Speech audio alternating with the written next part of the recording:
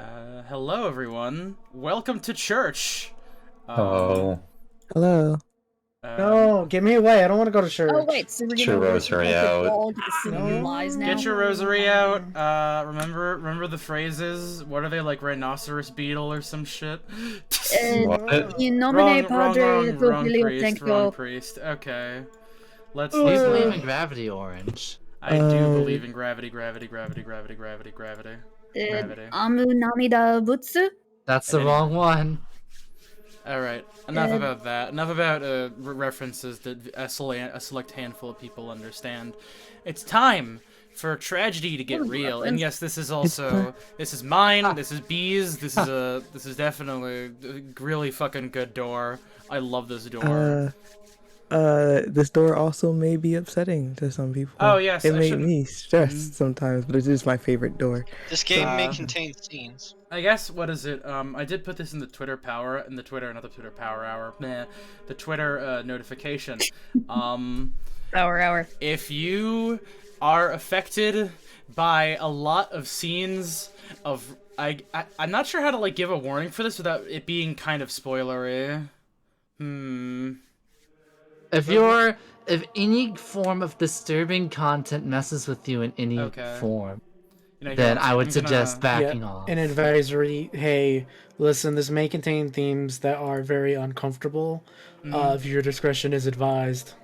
Mm-hmm. You can break if Ambiguous you need trigger to. warnings. Yeah, Also, think of us as standing in front of a red curtain telling you this so that way you don't Ambiguous. write us angry letters tomorrow. It's ambiguous trigger warning. That not easy to here, explain. I'll give a more distinct one. If you suffer from gender dysphoria, this will probably be very uncomfortable for you. There's also a lot of themes of like self-harm, not self-harm, but just I guess where it'd be like torture, that kind of stuff. It's not great. But just know you are loved. We care about you, and we hope you enjoy the performance going on today.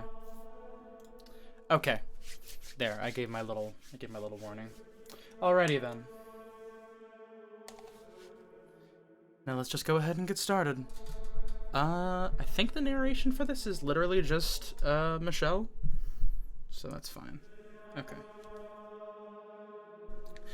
There were two things out of the ordinary about that baby.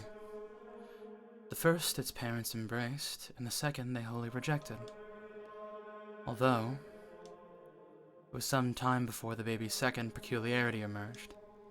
And until it finally did, no one was any the wiser. Not even the child itself. Its mother surely enjoyed that brief period of happiness. Before her child finally realized the truth, blind to the fact that the moment it had let out its first cry, everything came crashing down.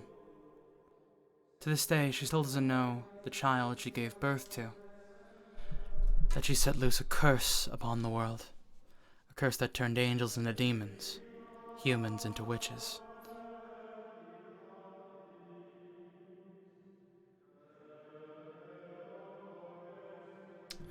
Oh yeah, that's right, Robo was Anton and shit. Wants to be steppin' creep father. I guess I'm coming up. Alright, cool, go ahead. My God, look at that! That's, Eh, yeah.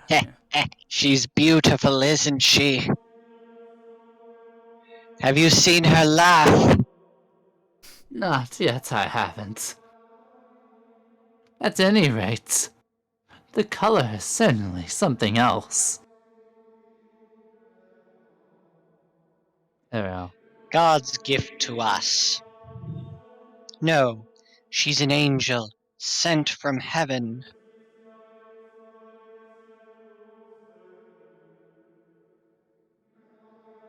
Robot, you're voicing Antonin. An angel. There we go. Ah, yes. I can see it now, Liddy. Her white hair and almost translucent skin. It's beautiful. My, she opened her eyes. Maybe she felt you nearby.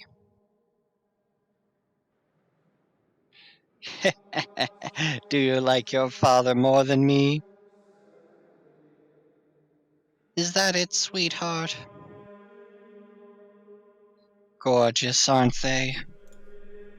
Such a deep, enchanting color. Like two little jewels.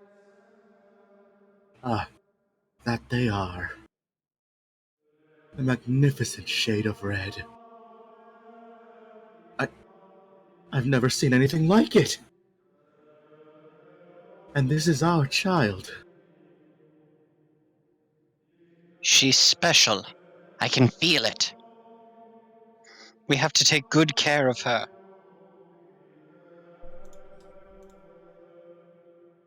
She needs a name, one that's just as special as her. Have you already chosen, Antonine? You were the one begging for a girl. You do it. Besides, I already had to rack my brain for the boys' names. Now it's your turn. Are you really going to let me? My, that's quite a lot of pressure. Name her after an angel, then. Oh, I like that. All right, then. We'll call her Michelle, after the Archangel Michael. You'll grow up to be beautiful as an angel, my Michelle. I've always wanted a little girl.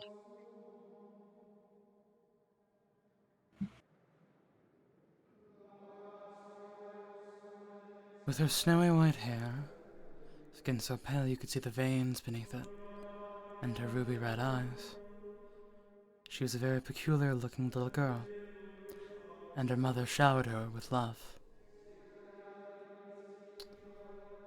It's, it's freezing again. Give it like 1 second on the my end.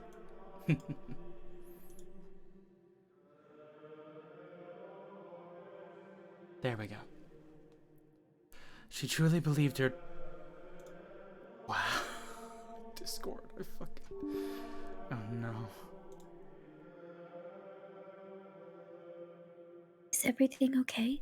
Yeah, it's fine. Just give me a second. Discord crashed.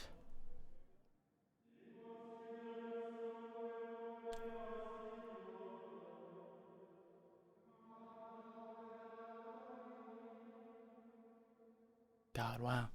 The Discord just does not like me doing anything ever, I guess. Eh? Eh? Hello? I just saw the desktop and I got, even though I think it's just a Pokemon. There we are. Okay.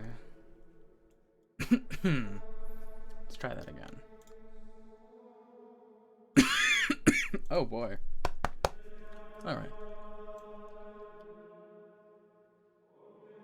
She truly believed her daughter was an angel sent from above, born as a human child. The blessed babe, born a girl, was given an angel's name. Michelle.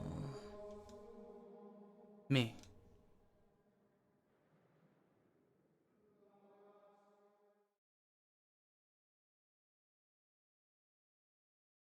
Checkmate. And today is Sim. Ah. I see. That's what you did. Curses. I completely overlooked that. Thought you were advancing with your pawns. That was all a diversion. You're too short-sighted to do. Need to look at the big picture. Sometimes it's the tactician, not the soldier, holding the sword. You got me.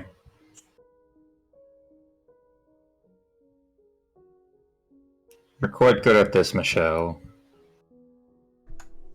What inspired you to take such an aggressive strategy? It was not inspiration. It was derivation. Derivation? Chess is in many ways very similar to real war tactics. Ah, my military texts. You haven't read all of them, have you? I have nothing but time. Impressive. Even I haven't read all the books in my room. Planning to join the Order with that kind of knowledge. You jest. You're the one who's going to be a knight today. That I am. War is the men's job, after all. I want you to be there to welcome me home. Joshua.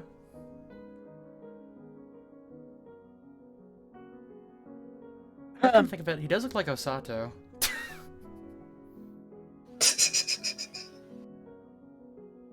How do you pronounce the man's name again? It's just George's. Or it's George. It's literally just George. You can just remove the Yo. S. I think he means how you pronounce Didier. Oh, today. It's Didier? today. It's today? Okay. Mhm. Today! Oh, today! I'm in a bit of a bind. Oh, hello there, Michelle. I didn't know you were home, George. Just got back. Yep. Ho ho ho. Playing chess again, are you? Let's see, what do we have here? Get away from the board. Yikes! You got trounced, huh?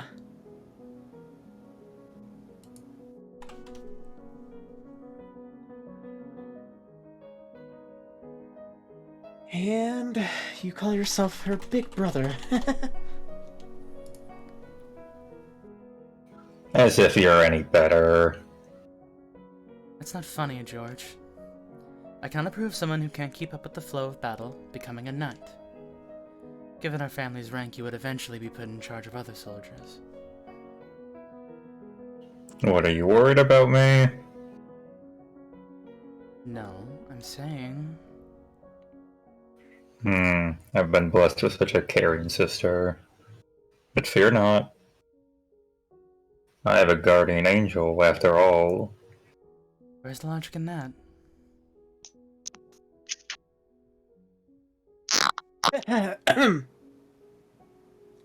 Sorry to interrupt your moments, but Does nobody listen to me? No, don't pout. So what seems to be the problem, George? yes, listen to this. The royal court is holding a swordsmanship show. And for some reason, I was selected to participate.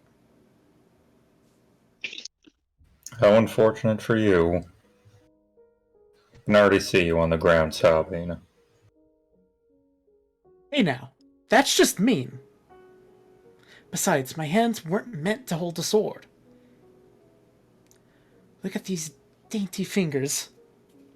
They're covered in calluses. Dainty calluses.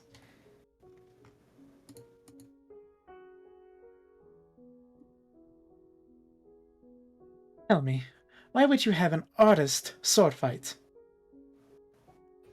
That's the whole point, I would think. No need to get so worked up. No one's expecting you to win.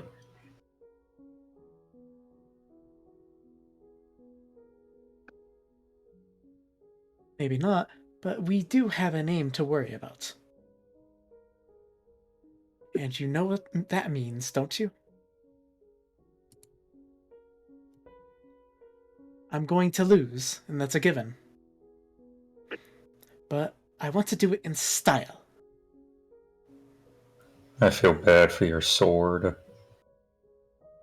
Oh, don't be like that. Now come on, time's a wasting. To the courtyard, here we go. Just so you know, if I train you, I'm going to train you right. All I want to know is how to look good.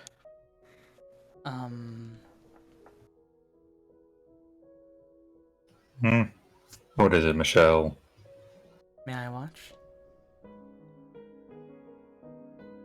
Fine with me, but you know you can't go outside. I'll be watching from the hall. I can open up one of the windows facing the courtyard. Still, you need to be careful. Can't spend too much time in the sun. I know. I had 2 older brothers. The eldest, Dede, belonged to an order of knights that served the church. And below him was George, who served as a court artist. He was, in all likelihood, who would inherit the family estate, as knights were not formally allowed to own property. Nevertheless, the Boulingnet family name was upheld by Dede. And then there was me, the youngest, the only daughter. Physically, I was not in particularly good health. Because of the color of my skin, I was hypersensitive to sunlight. I rarely left the estate. My world was contained entirely within these walls. And perhaps out of some sense of pity or compassion, my 2 brothers spent a good deal of time with me. Today, played chess with me, and George taught me how to draw. And among other things, they taught me how to read and write. For a girl, I was incredibly fortunate. The one thing I wasn't allowed to do, though, was hold a sword. Well, hardly anything unusual, it bothered me deeply. And it had, for as long as I could remember. If I had been told I couldn't do it because I lacked the strength, I probably would have accepted it. But the reason given was not that I was weak, but that I was a girl. And with each passing year, that smoldering frustration in the back of my heart grew larger.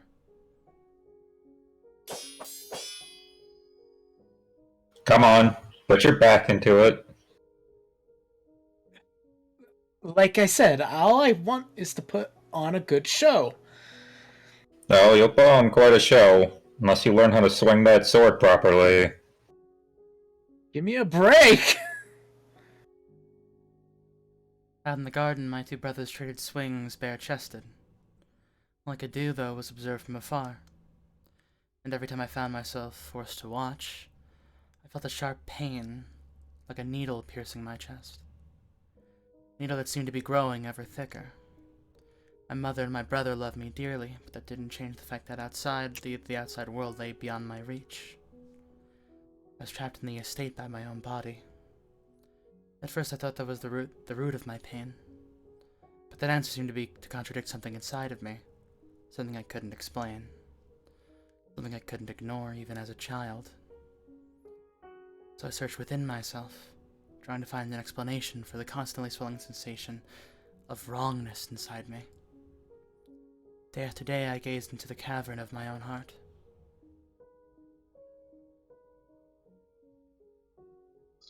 My, now what are the 2 of them doing out there? Georges was asked to do a swordsmanship show at the royal court, so today is helping him. Swordsmanship? Oh, I just can't stand those shows. Blades are so dangerous. I can't watch people swinging them at each other.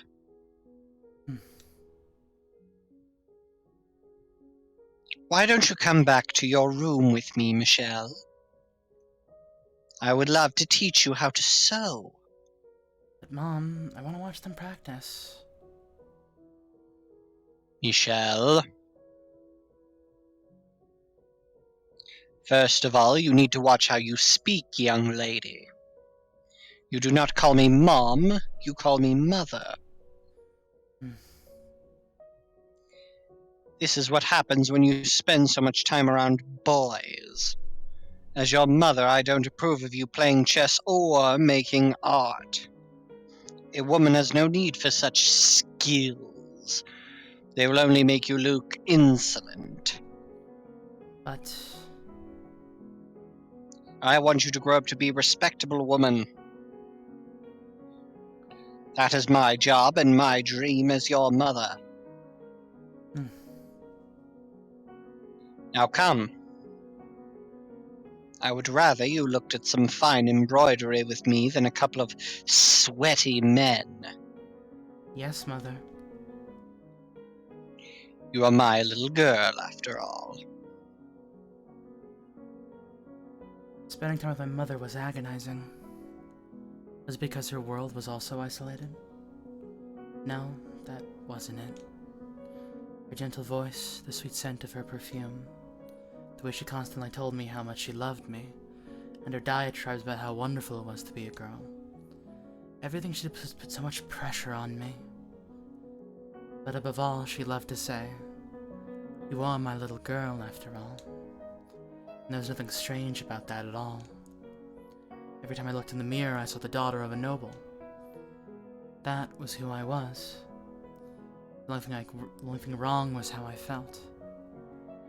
But every time I was faced with the reality of who I was, my heart wavered. I had no interest in learning to embroider. I didn't understand why that was necessary. I knew what purpose it served. Everything she taught me I would need when I was wed off to some noble boy. And it was my responsibility to learn those things. It didn't feel right, though. I couldn't even accept the fate that one day I would be married. It was but an ominous shadow lurking in my future. I would have preferred ravaging the books in Didet's room than have a conversation with my mother. Tales of heroes of old and dauntless soldiers. Military texts written by tacticians in the midst of war. Thinking about them set my heart aflutter, and made me think about my brother.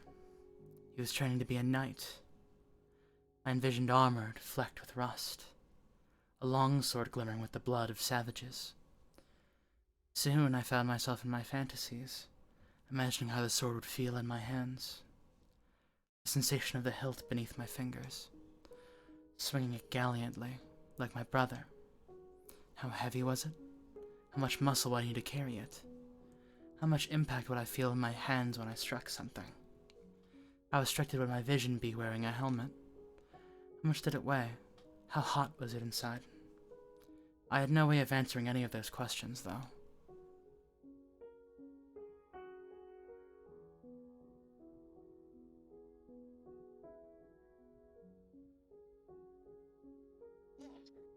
Kill me now!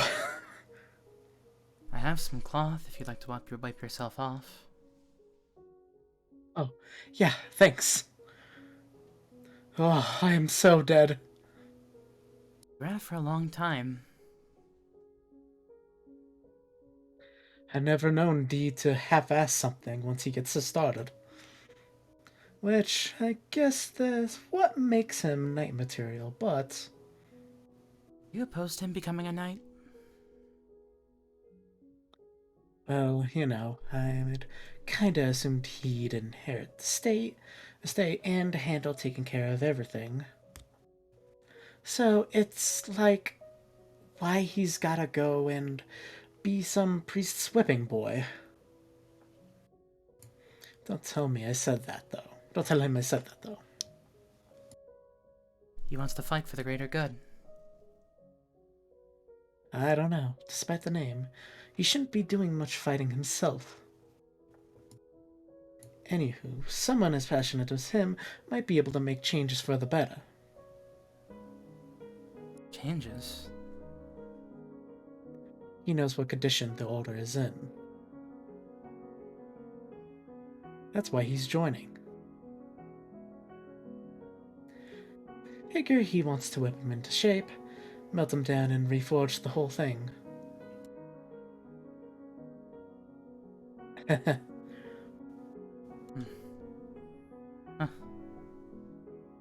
So he might be able to change things. What? What are you muttering about, Michelle? Hey, whoa, hold on!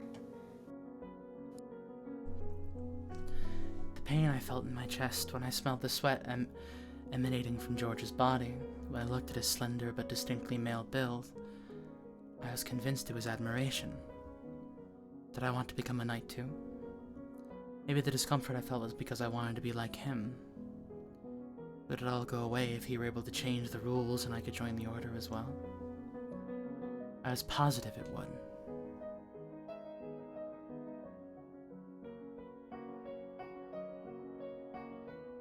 Today,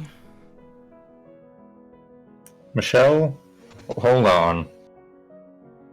You can't come barging into my room unannounced. I'm trying to change. we need to talk. I said stop. You're a girl. You can't just walk in on a man as he's changing. I see no reason for you to be so self-conscious.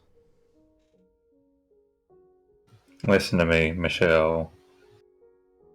George tells me you're planning to overhaul the Order. He told you that? No, I hardly have such grand aspirations. Don't be coy. I believe you have what it takes to do it, Didier. What's gotten into you? You're unusually fiery today. So I want to ask you a favor.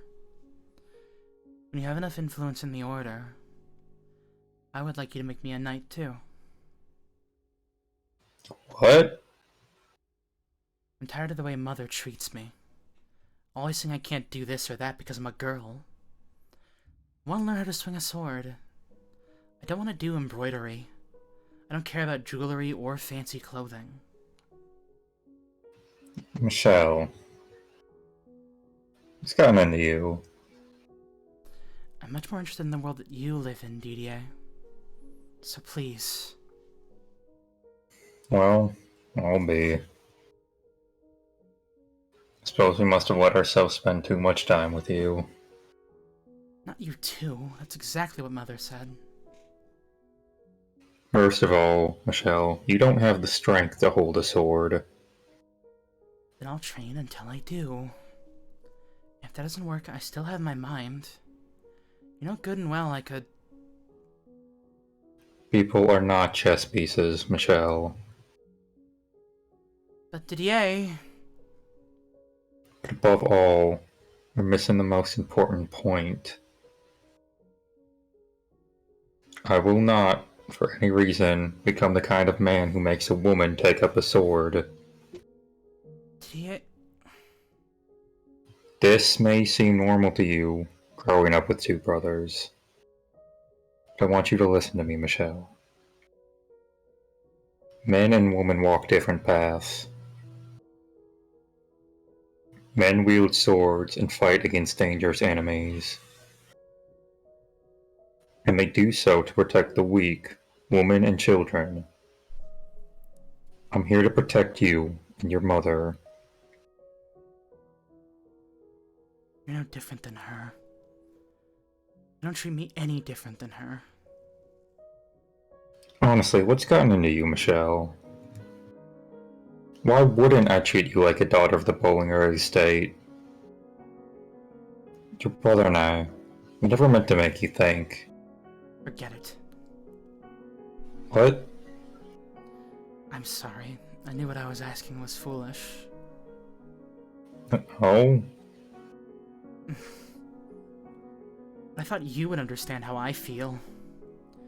Even just a little bit. What was I expecting him to understand? Even I didn't understand the things I felt. I wanted to know what had gotten into me for far more than he did. What I had done was no better than throw a temper tantrum. Was it that was I that desperate to become a knight? No. I just thought that the key to the chains in my heart lay down that road. But ultimately, there was nothing.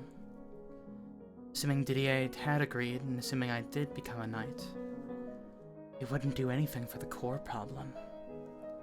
As I dashed from my brother's room, I snuck a peek at him. His face was filled with intense perplexity. And how could I blame him? I tried to push a dozen different ideals onto him at once. Filled myself with the vain hope that he would somehow be able to make sense of me when I couldn't even make sense of myself. And now, bubbling with unwarranted anger at being let down, I fled to my own chambers. I can only imagine how frustrating that must have been for him.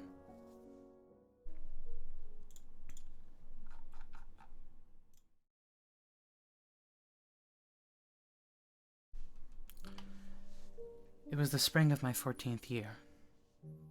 Heavy clouds filled the sky, blocking out the sun and giving the impression of late evening all throughout the day. I, for one, preferred when the sun wasn't out. Not that the sunlight would kill me, but if it was bright enough, the whole world was so white I could hardly see a thing, which meant I could only go outside on days when the weather made everyone else gloomy. As I was meandering through the courtyard, I spotted someone I had never seen before. A warm breeze blew past, sending up a swirl of flower petals. The girl's dress hung lightly over her frame, tracing her gentle curves. "Who are you?" I asked bluntly, and the girl twirled around, smiling. My apologies. You just have such a beautiful courtyard here. I let myself in for a little walk. Long chestnut hair flowed over round, feminine shoulders. It swayed slightly in the wind. The cloud of melancholy dissipated in the light of her smile. You must be Michelle. You're just as pretty as I heard. And you are? My name is Ami. It's a pleasure to finally meet you.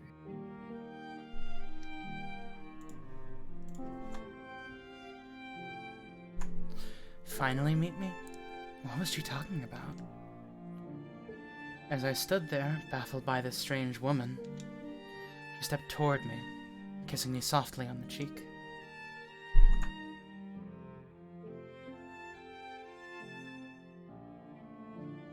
I'm thrilled to make your acquaintance, Michelle. Her voice was like someone pouring honey into my ear, electrifyingly sweet. I'm George's fiancée. And it also stuck another needle into my chest.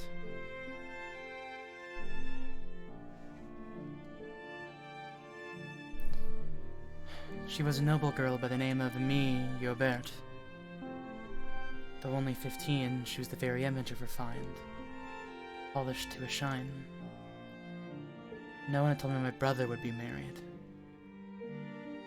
It came out of nowhere, and it seemed I was the only one who didn't know.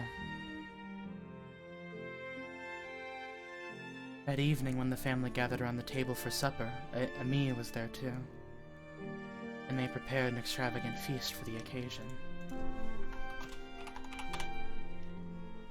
My father Antonin looked so proud of his two boys. Didier, soon to receive his assignment, and George, soon to be wed. The banquet proceeded smoothly. Not a doubt in the air that we were a happy family. But my mind was elsewhere. I found myself unconsciously chasing Ami with my eyes, watching the way those slender fingers gripped her spoon, her full lips parting to allow a piece of fruit in, her deep red tongue visible for the briefest of moments, the way all the muscles in her face seemed to relax in bliss as sweet juices seeped into her mouth, the way she spoke, so soft and gentle, letting each sound hang in the air, just briefly before intoning the next. He was distinctly feminine, in a different way than my mother. Apparently Ami was going to be living in the Bouligny estate for some time. Mother was pleased to have another girl around. Or, more specifically, she was relieved to have found someone other than my brothers for me to spend time with. I had assumed I would hate being around another girl. Surely she wouldn't be able to play chess after all. But, for some reason, I felt much less suffocated around her than my mother.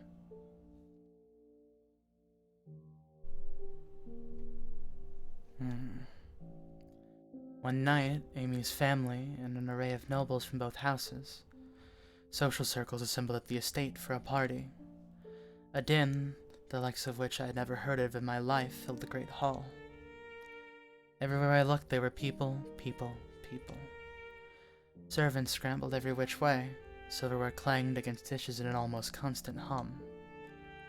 Voices from all directions. I felt moderately ill.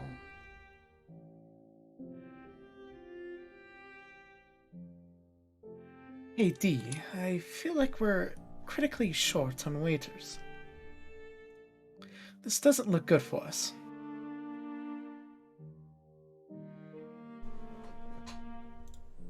And who was it who went about inviting everyone he came across again? Who are those people? They're artists like me. I met them at the court.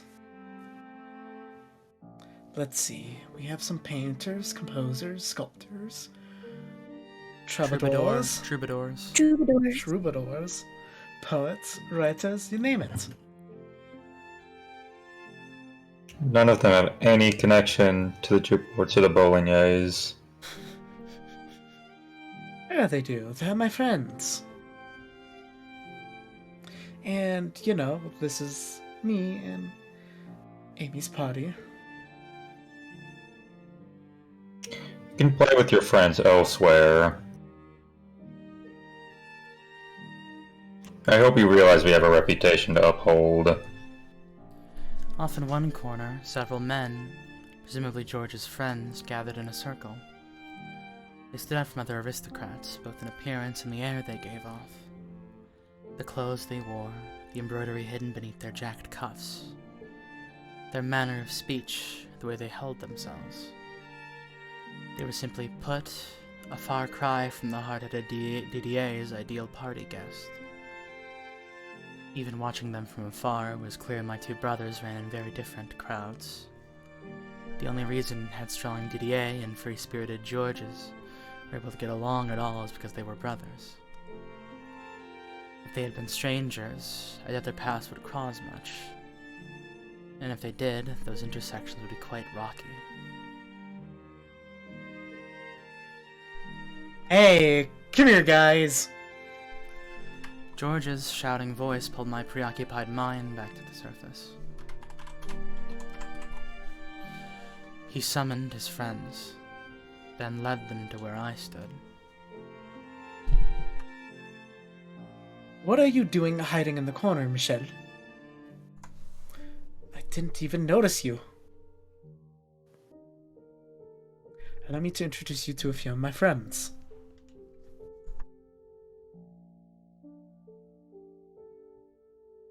Oh, no, George has put his hand on my shoulder, peeling me off the wall and standing me in front of his male friends. Socialization was the last thing on my mind.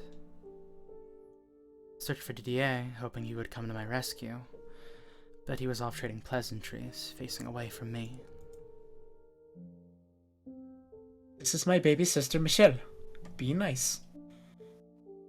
George, I don't...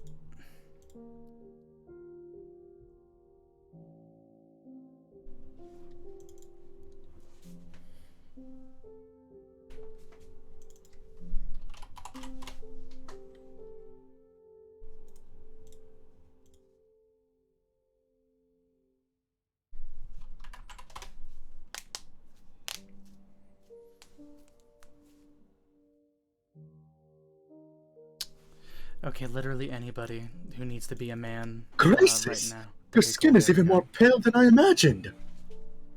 It's like something out of a fairy tale. And why have you never brought her with you to the court? She'd be a sure hit. And how old are you now? 12, mayhap? Now, don't treat the lady like a child. I'll have you know she's 14. All the more reason she should be out there making friends. The whole court would flip if they knew you had such a gorgeous sister, George.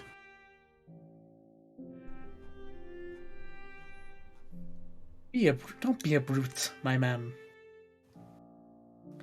Our little angel has to be kept inside for personal reasons. Uh-oh. Sounds like I haven't been showing the lady her due respect. I've yet to even properly introduce myself. How rude indeed.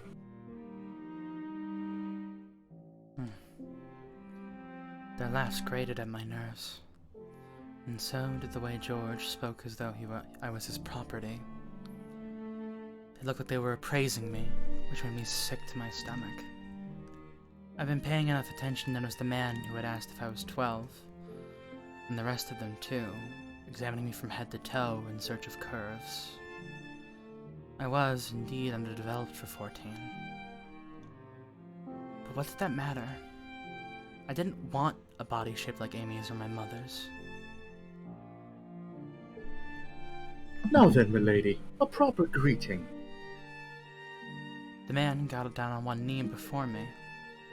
For a split second, I didn't comprehend what he was doing.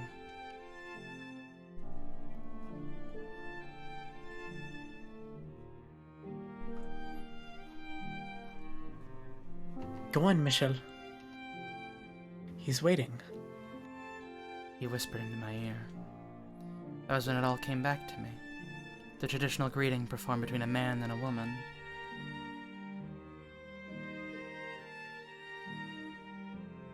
Come on, Michelle. Don't tell me you forgot what to do. I knew.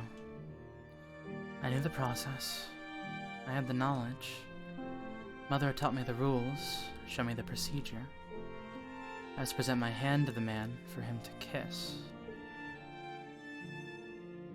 All I had to do was hold out my hand, but I was frozen. My body fought tooth and nail against the simple act. The thought of that man putting his lips on my skin sent a chill down my spine.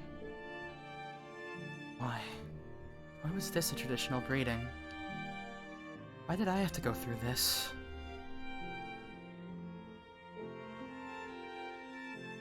Michelle!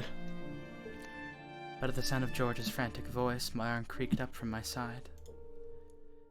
Then I remembered that despite being his friend, they were still nobility. As wanton as his social interactions may have been, he still had a reputation to maintain. And I understood that. I also understood that, as their sister, it was my responsibility not to do anything that might tarnish either of my brothers' names. Also, by tradition, the man wasn't supposed to actually kiss the woman's hand. The proper way to do it was that he was simply required to mimic the act, rather than make real contact. That much I could handle. The man kneeling before me gave an uncomfortable chuckle at my reluctance, shrugged and reverently took my hand into his. And then he pressed his lips firmly against my skin. There was a vaguely warm sensation in the back of my hand for the briefest moment. What do you... Reflexively, I smacked the man's hand away. George's eyes went wide in horror, and the man gave another playful shrug. I was merely offering you a greeting, my lady. Or is even that a new experience to you? Your innocence is truly precious. I was half a second away from throwing a barrage of insults, but I bit my tongue and stomped off instead. Michelle, hey, come back, Michelle! I'd spent all that time convincing myself if I couldn't humiliate my brothers. But now, I wouldn't hear a word of it. I'd drawn a fair bit of attention, other people tried to stop me too. But I brushed them off, marching my way out of the great hall.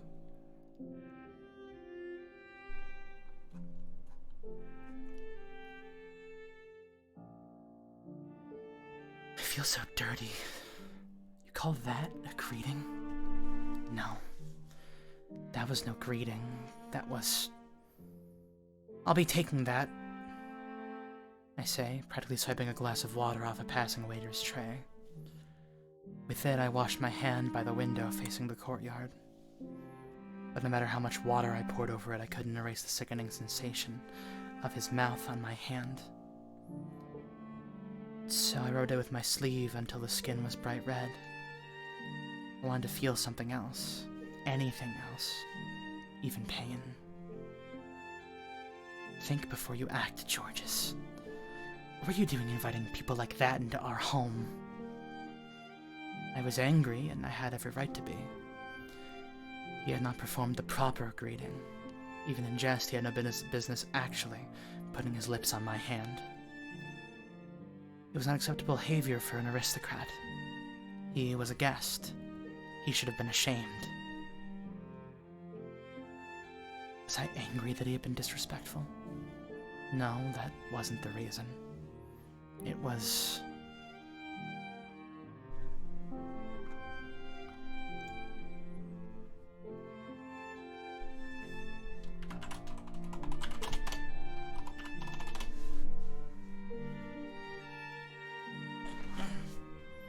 That wasn't very nice of you, running off like that. At the sound of his voice, I couldn't turn back. I felt a sickening warmth almost directly against my back. The man from the great hall grabbed me by the wrists, spun me around, and pressed me against the wall. The bitter scent of wine wafted from above. What the hell are you doing? I tried a second time to get away from him, and that was when reality sunk in. I couldn't do it. All the strength I could muster wasn't enough to make this man's hand budge. My arms were locked in place. I didn't think he was especially strong, either. He's hardly built like a Didier. And still, I couldn't move an inch. Got a tongue like a boy, milady. But I know some people are fond of that these days. Can't say I mind myself. Let go!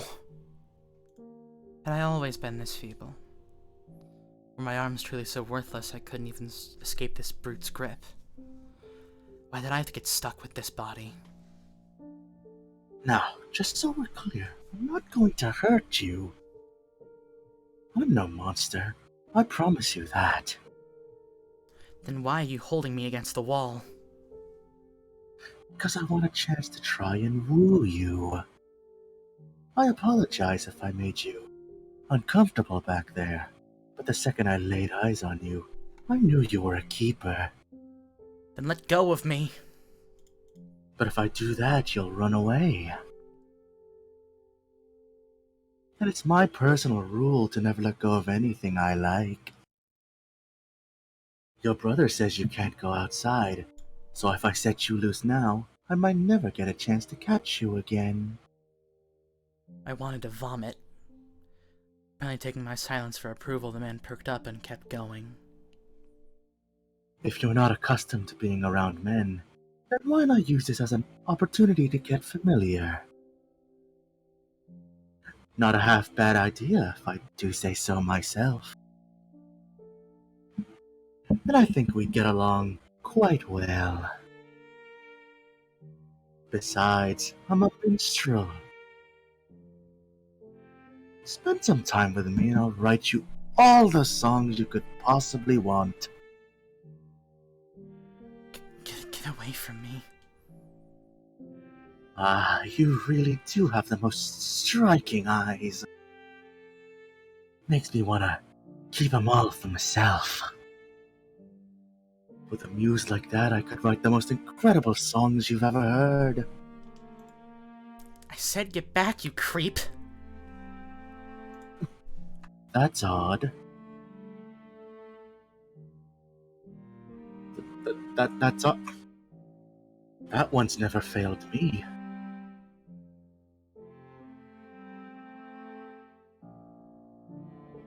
The man brought his face in just inches from mine and peered into my eyes. I could feel his hot, wine-stenched breath against my cheeks. It gave me the chills. I couldn't understand why this was happening to me. Panic and confusion had my heart racing. Go try your luck with someone else. I'm not interested. You will be soon enough, darling. You've simply never known a man's touch. He drew closer. He was already practically on top of me, but still he closed in. Closer and closer. The world faded out. I couldn't see anything. I could feel his rising body heat so near it made me nauseous. My eyes flung open, but there was nothing there. I could only feel. I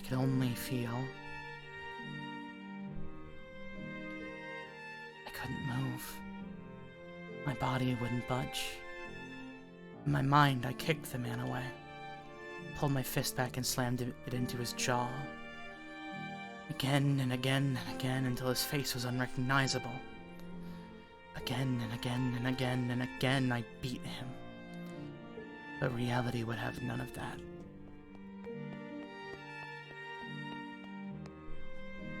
Michelle! Hey, what do you think you're doing? 3 seconds, 10 seconds, longer. I had no idea how much time I had lost. But the next thing I knew, George had the man by the collar. I fell back against the wall, staring absent-mindedly as the two struggled. They traded blows and they traded insults. Before long, they had drawn a crowd. While they went at it, I distractedly drifted away, and I only had one place to go. I didn't even bother to light a candle. I just stared into the darkness. My heartbeat was maddeningly loud in my otherwise silent chambers. What had happened? What had he done to me? Why couldn't I do anything? The last thing I wanted to do was cry. Tears would only serve to worsen my humiliation. Only magnify how wretched I was. Only make me more effete. I bit down on my lip hard. I had no need for that trash on my body. I dug my nails into my arms. I had no need for that trash on my body. All of this, every last bit of it. That was why I was the way that I was. I didn't know how to put it into words. I didn't know how to express this boundless frustration within me. But after enough wordless groaning, a single word slipped from my lips, and it felt incredibly right. God damn it! I knew good and well a girl should not be using such words. Even Didier and Georges would have gotten an earful from mother or father if they were not caught saying that. Regardless, God damn it! It was the most fitting word I could come up with to represent even the smallest bit of my anger and loathing. I knew all I was doing was shifting the blame. That all it would accomplish was making me look pitiful. But I would take that over crying like a girl any day.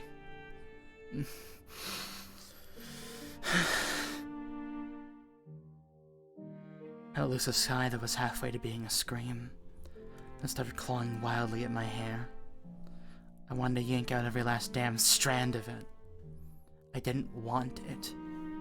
I didn't want any of it. Any of this body. But in that case, what did I want from my body?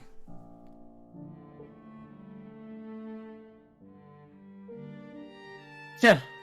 May I come in, Michelle? It was George's voice, slightly muffled through the door. The man who had invited those people into this house. I'd be lying if I said I didn't hold that against him. No. But at the same time, he had come to my rescue. Besides, I hated myself the most. I despised myself for being so helpless. Sorry, Michelle. I didn't mean to hurt you. It's not locked. After a few moments of silence, Georges stepped into my room.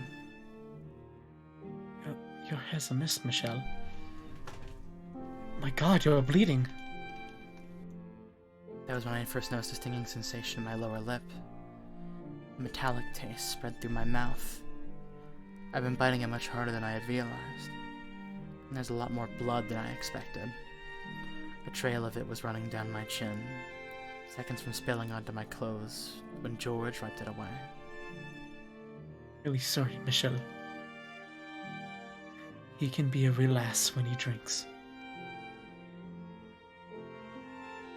And he's a bit of a womanizer at that. Never expected he'd try to go after you, though. I'm really sorry. I didn't mean for this to happen. But, you know, there's a chance he may have, genuinely taken a liking to you. That just makes it worse. Sorry. You're right. You want to be with a man you like, I understand. Ran his hands through my hair, as if trying to calm me down, at the same time cleaning up the mess I had made of it. Made me feel like I was some kind of plaything, a joke of a doll. I don't... Huh? I don't want to be with anyone. I would never ever be comfortable with a man putting his hands on me like that. However... Sure you'll find someone eventually, Michelle. Someone that feels right for you. I feel kind of awful for introducing you to him, but there are plenty of men in the world. You might not be interested now, but that'll change soon. It's part of growing up.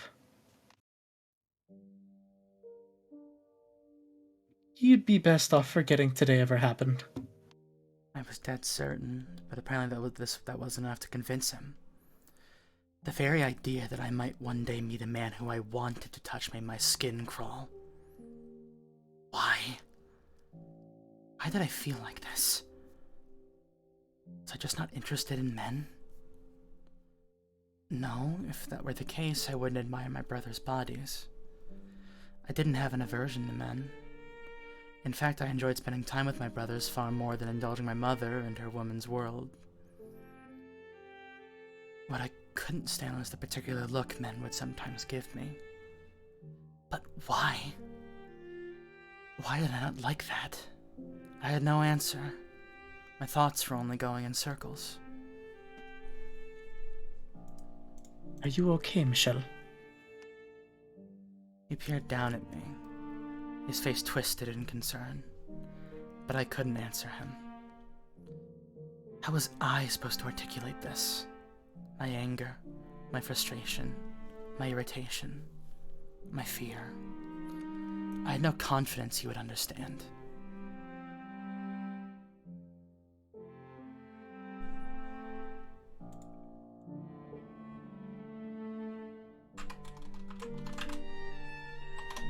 George, how's Michelle?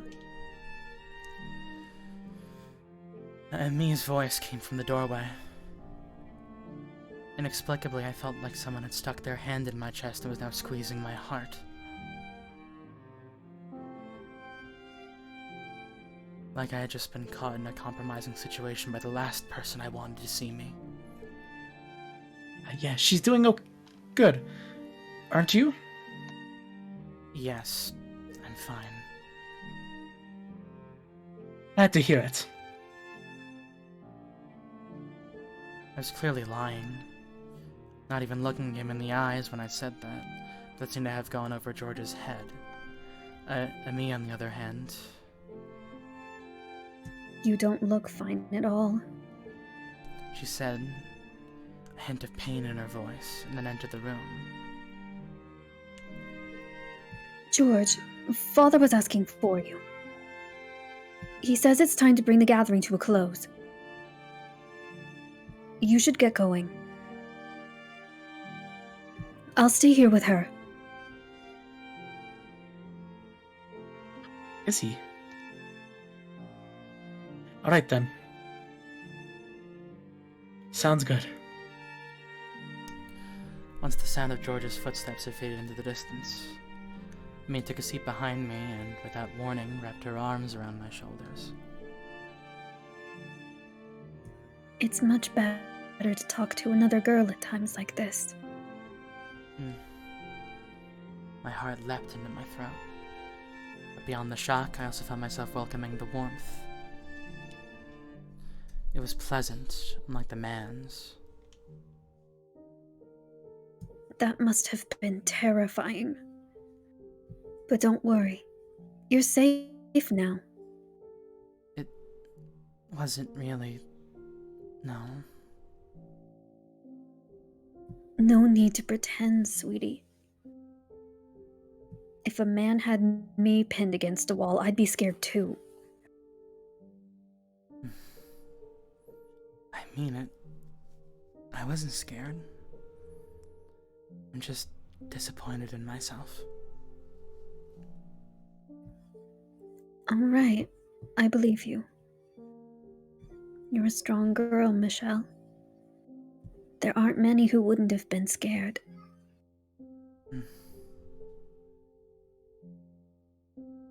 I'll be sure to give George a stern talking to about his choice in friends.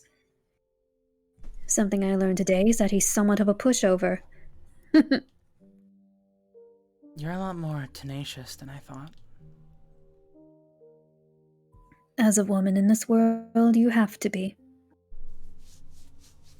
And if you're not, well, you'll figure it out soon enough, Michelle. Of course, even as strong as you are, I'm sure it'll still be difficult to forget what happened to you today. Jorza told me to forget about it as soon as possible, and to me that I wouldn't be able to. Was it the difference in their individual perspectives, or was it the difference between the way men and women thought? I wasn't sure. As my head rested against her breast, a bit of my frustration slipped out. I couldn't move my arms at all. It didn't even seem all that strong. Couldn't believe that I was really so weak. That's just the way of the world, Michelle. Men are physically stronger than women. So you'll almost never overpower one. You're not any weaker than a normal girl. Don't blame yourself. Though it wasn't the consolation I had hoped for, her words still filled me with warmth. I had exploited my own weakness to hear more of that soothing voice, and I alone knew how foolish I was in doing so.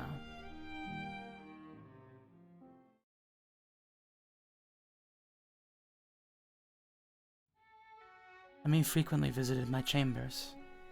I didn't know if it was a mother's request or her own volition, but I prayed it was the latter. She was a very touchy-feely person, and she seemed to have a particular fondness for playing with my hair. Whenever her voice danced its way into my ears, it would wreak havoc inside me. Being enveloped in her scent day after day struck the fire growing within me. I did my best to remain as straight-faced as possible, because the last thing I wanted was her catching on. I understood that the things I was feeling were untoward, to say the least. Your hair is so utterly enchanting. I've never seen hair so white before. I think having color is much prettier. Oh? Well, George says white is the most difficult color to make with paint. There's no greater challenge than capturing the beauty of true white. Living with such a splendid example of the color must have given him a very high standard of quality. Say, Michelle, maybe you could tell me about yourself today. I would love to get to know you better. Tell you about myself? Yeah, we could become even better friends if we found some mutual interests. I enjoy playing chess, and I consider myself quite good. Oh my, chess? I've never played. You're such a bright girl, Michelle. Would you like to try? I could teach you. I appreciate the offer, but I think I'll pass. I doubt I would be any good. Oh, okay. What else is there? Say, your favorite kind of flower, fragrance, color of gemstone. Are there any embroidery patterns you're particularly skilled at? I don't have any favorites, no. And I'm not especially good with the needle either. No? Do you have shaky hands then? I wouldn't say that, no. I'm, fairly good with a knife, I think. A knife? Oh, like a kitchen knife? No, a sculpting knife. Sculpting? Is that really so strange? It is a bit unusual, I'd say. But George does it all the time. This room's practically made of wood chips and charcoal and paint. Georges is an artist. And a man. There's nothing unusual about him doing some sculpting. Why is it okay for him, but not me? Does being a girl really make that much of a difference? Well,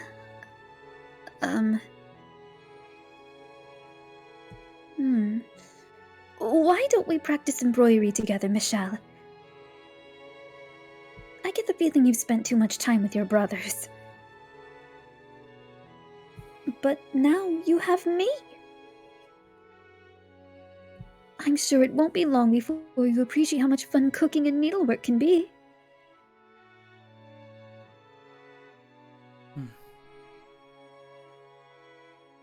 She sounds just like Mother. She still gives the same reason, too. Because I'm a girl. But that's not an explanation. It's a vague generalization. That said, if I agree, I can spend more time with her. Okay. Wonderful! We'll come up with beautiful designs together. And when you've made something you're proud of, you can give it to a boy who catches your eye. Or if you'd prefer, you could give it to your father or brother. I would like George to have what I make, though. Oh, I've been wondering. Did you and George meet at the royal court? Oh, heavens no. I've never been to the court. One day my father told me I was getting married. And the next day is when we first met. It happened that quickly? What, are you worried about me, Michelle? Don't worry, I'm not displeased with the arrangement. In fact, I'm quite happy with it. Aristocratic marriages are almost always sudden. And as a woman, you get used to being a piece in their games. But George, he's different. He's a gentleman. Gentleman? Him? You sound surprised. I believe hedonist suits him better. Oh, I quite disagree. I have complete faith he'll do good by me.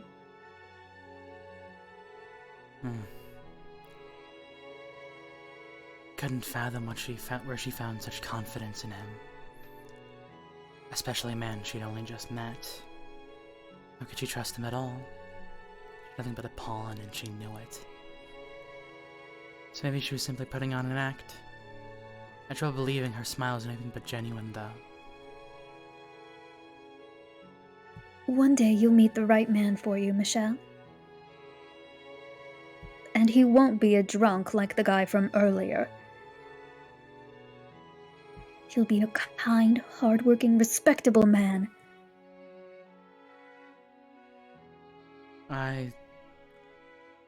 I would rather not find anyone. I suppose this is all still too soon for you, huh? Say, how old are you, Michelle? 14. Oh, wow. I assumed you were younger. Do I really look that young? No hard feelings. You're just like a tiny little doll, so small and slender. And look, not one bit of meat up here at all. Hey! He playfully grabbed me from behind and started prodding at my chest. As a delicate finger slid across my skin, I found myself gripped by very indecent urges. Every heavy thump of my heart felt sinful. She couldn't know. I couldn't let her. Everything I had been fighting to keep down came hurtling to the surface. You were so cold, you know that? She was touching me like it was nothing, caressing my hair. Was she this intimate with George? Or was it because I was a younger girl that she was so keen on putting her hands all over me? Before I understood what I was feeling, my body acted. It was pure, unfiltered impulse. In my attempts to escape from her grip, I twisted around to find my face inches away from Amy's. Slowly gravitating closer, I pressed my lips against the corner of her mouth.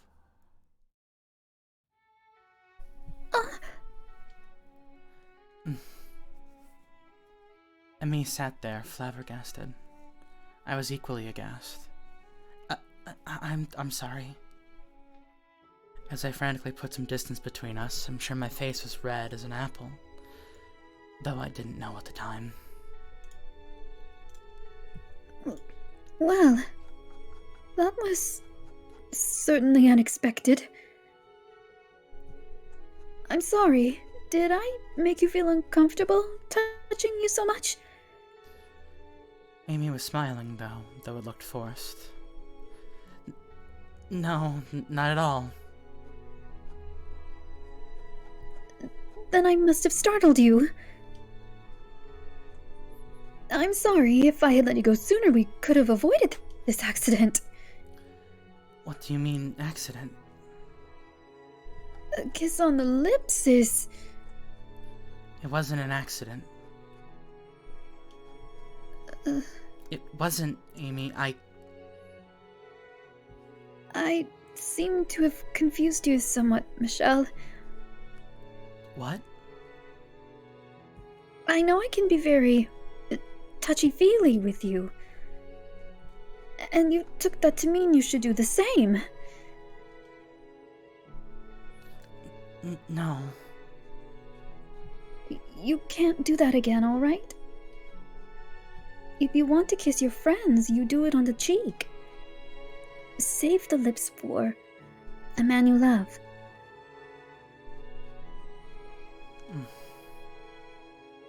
I should get going then. George starts getting cranky if I don't give him enough attention. Hold on, Amy. So long, Michelle. She wouldn't hear me out. Once Amy had fled my chambers, that was when I had finally comprehended my own emotions. That she had stolen my heart. But Amy was George's fiancée. No, that wasn't the problem. My body was not meant for her love.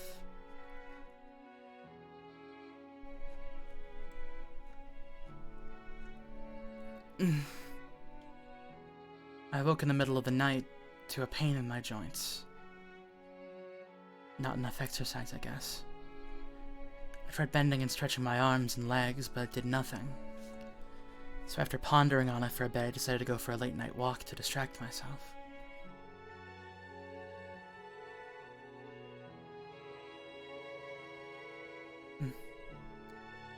As I approached the corridor adjacent to the courtyard, I heard a woman's voice. I'm still concerned about staying here. Ami's voice. Doing my best to remain perfectly quiet, I pressed myself up against the wall by the window and listened in on their conversation. I knew it was improper to eavesdrop, but the sound of her voice had me frozen in place. It's Michelle. I'm afraid I've confused her. A tiny jolt ran down my spine, my muscles all tensing up at once. The sound of my name rising to her lips, but not in the way I would have liked. She kissed me. Well, almost. But how could I have guessed she thought of me that way? Mother told me she didn't have any female friends, and asked me to be one for her, which is why... So she had only been coming to see me because Mother had asked her to. I had been afraid of that. Afraid that she wasn't there, to be with me, that she had no fondness for me, that my yearning for her was one-sided. She kind of scares me, the way she looks at me. Always watching every little move I make. I'm sensitive to that sort of thing. I can tell what's going through Michelle's mind. I managed to deflect it this time, but I should have never gotten friendly with her. She had seen through me from day one. Understood what I was feeling before I even had. It's disgusting. Homosexuality. Homosexuality? Did I hear her right? Something inside of me crumbled, and with it came an intense sense of wrongness. There it was again. That overpowering discomfort. That fear coursing through my veins. That repulsion. That irritation. That apprehension. What on earth was I? Did I view me as a member of the same sex? Were the things I felt homosexual? I heard Amy sigh from beyond the window. And the man beside her, who she was confiding all this in, replied.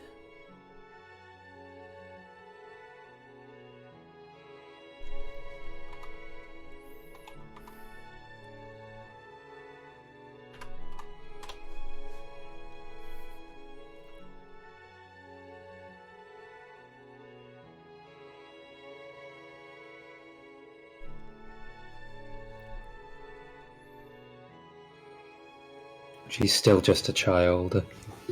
That voice. And one with underdeveloped social skills besides. Understand that she's going to do and say some inappropriate things. It's not uncommon for a child to mistake admiration for love. I didn't know this until recently. When she gets something into her head, she has a tendency to run with it without thinking. Was not the man I had assumed it was. The other day she asked me to let her be a knight. I can't imagine how she thought that would end any other way. Why? It's not often there are women other than Mother at the estate. I imagine she simply got nervous being around you and got something mixed up in her head. Why was Didier out here with her? I hope that's all it was. Ami, hadn't you told me? You thought George was a gentleman? So what were you doing, getting so friendly with Didier? And Didier, was she my ally? Or was that all an act like her? You were going to be a knight. So why are you here with your brother's fiancé? Glad to have you here. So I hope you can figure something out to make it work. I'll do what I can. But... And I'm kind of reluctant to say this to you. But something has to change. As it is, she kind of grosses me out.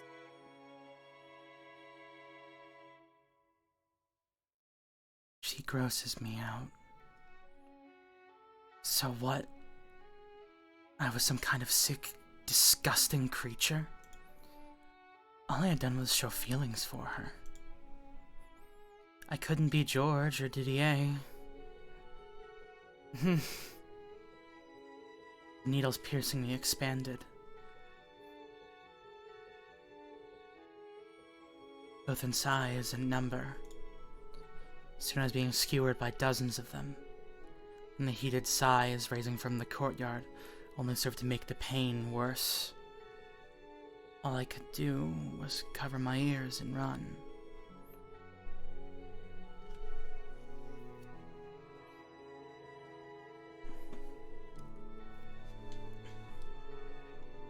Why? What were you doing out there, Didier? I gross to me. It's not real. It's all a bunch of lies. This entire house is nothing but a fraud. None of it was ever real. The family gatherings, Amy's smiles, Didier's kindness. George. What about George? Did he agree to marriage knowing about them? What the hell are they thinking? You know who's really disgusting? God damn it! I will not cry. I will not cry! I can't let myself. Girls cry. Tears are for girls, not for me.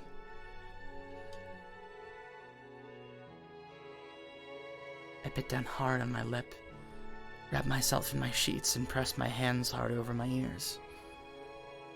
Squeezed my eyes shut as tight as I could manage, tried to get away from the things I had seen. Images of them embracing in the night threatened to float back to the surface, but I shook my head, casting them off, praying I wouldn't have any nightmares. I drifted off to sleep.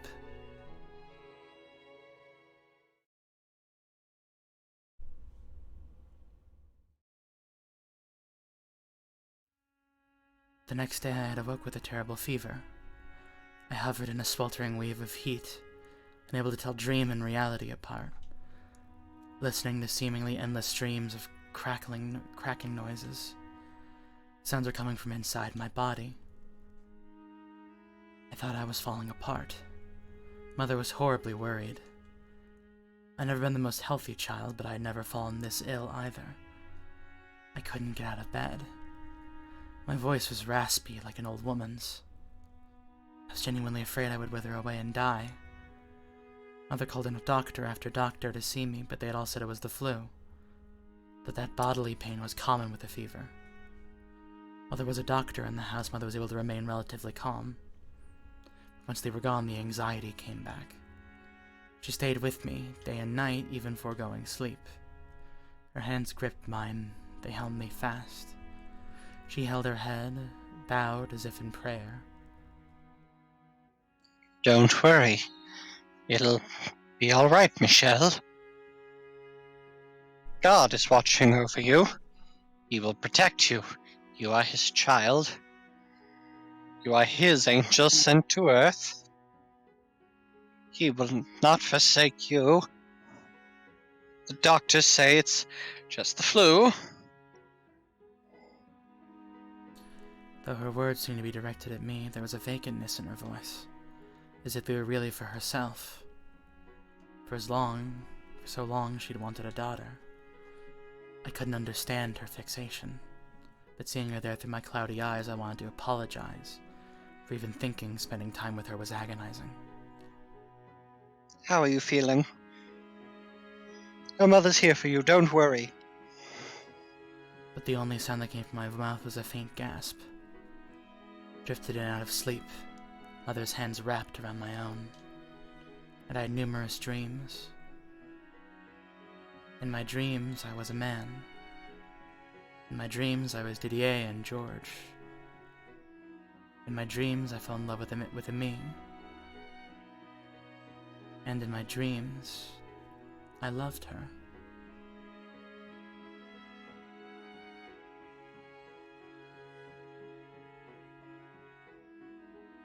You're disgusting. But with one word, those dreams twisted into nightmares. My body was torn into fleshy chunks, and I sunk into the darkness.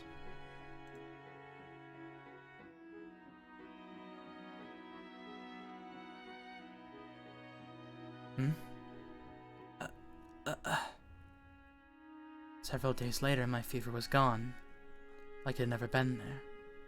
However... What the... My voice did not recover. And when I attempted to climb from my bed, the murderous pain in my joints came rushing back. Instead of my feet, I landed on my face. My voice was unbelievably deep. And the pain only got worse. Every time I took a breath, I felt like someone hammering a spike into the back of my neck.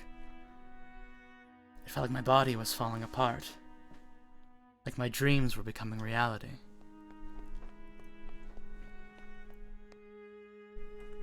Michelle? Michelle!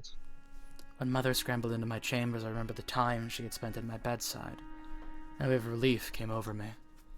I reached my hands out in a show of vulnerability, but she didn't take it. She couldn't take it. Mother...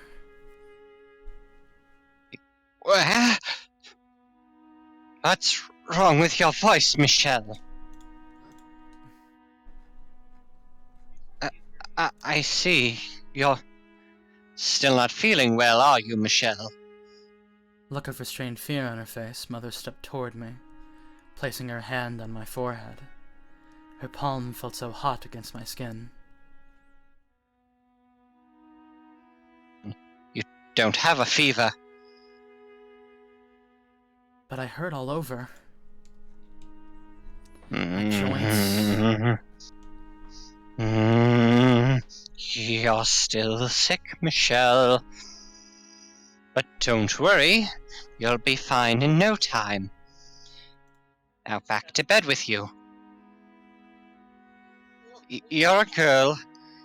You're a girl, so you shouldn't be sitting on the floor.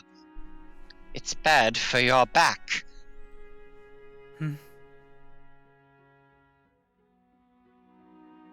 As Mother repeated the phrase, "You're a girl," again and again, the nagging sense that something wasn't quite right grew more distinct. Was I really sick? Was this actually my voice now? And if it was, what was I turning into? My voice was certainly not a girl's voice.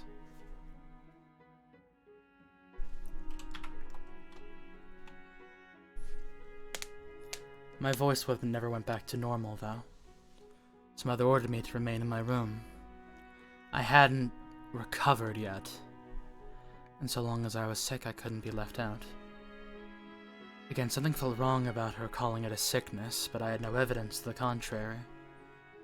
I had no way to know I wouldn't get others sick if I exposed them, as she claimed, so I had no choice but to do as she asked. In time, Mother too stopped visiting me, and the only people I saw were servants. They did their jobs, but refused to look me in the eye. No one else came to see me, though. Not me, Didier, or George. 1 month passed, then 2, then 3. Occasionally the pain in my joints would withdraw, and at other times it would worsen. Whenever I would drift off to sleep, I would hear the sound of my own joints creaking. I dream of a woman standing in the courtyard, her soft chestnut hair fluttering in the wind as she twirled to face me, a smile on her face and her breast exposed.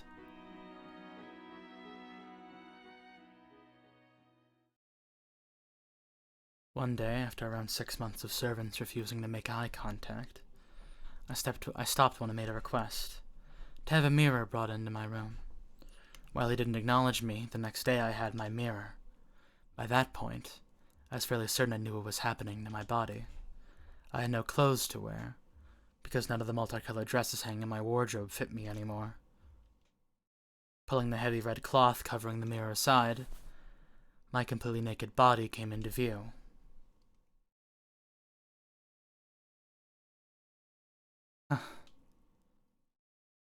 Something resembling a mix of a chuckle and a sigh of pity spiked from my lips. This is me. 6 months. After only 6 months' time, I could hardly recognize myself. Extending my hand for the mirror, I traced the outline of my bony reflection. My shoulder lacked mother's curves and my skin Nemi's sheen. I was pale and haggard. But structurally, I looked like my brothers. Obviously, being younger than them and not as active, my muscles lacked any kind of strength. But I wouldn't have batted an eye if I saw myself holding a sword. I was a full head taller than I had been 6 months earlier, and I felt an odd certainty that I wasn't done growing either. Staring at myself in the mirror, I traced my name across the surface. Michelle. Don't need the last two. Michelle.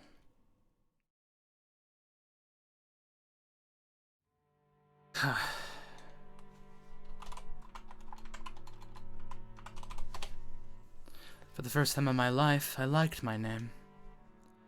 I still didn't think an angel's name suited me one bit, but it was staggering how different it felt now, even if it sounded exactly the same. Those last 2 letters changed that meaning entirely, turning from a girl's name to a boy's name. Now this makes sense. Everything was falling into place. My admiration for Didier, the envy I had for my brother's bodies, the feeling I had for me, the indecent dreams I'd been having. I was always male.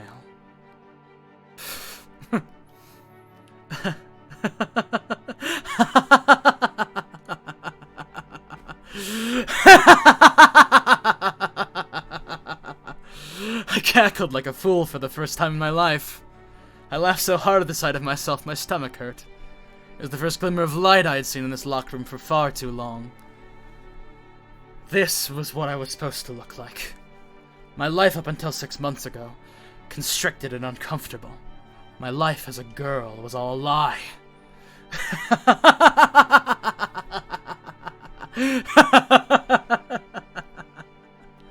No one could possibly look at me and call me an angel.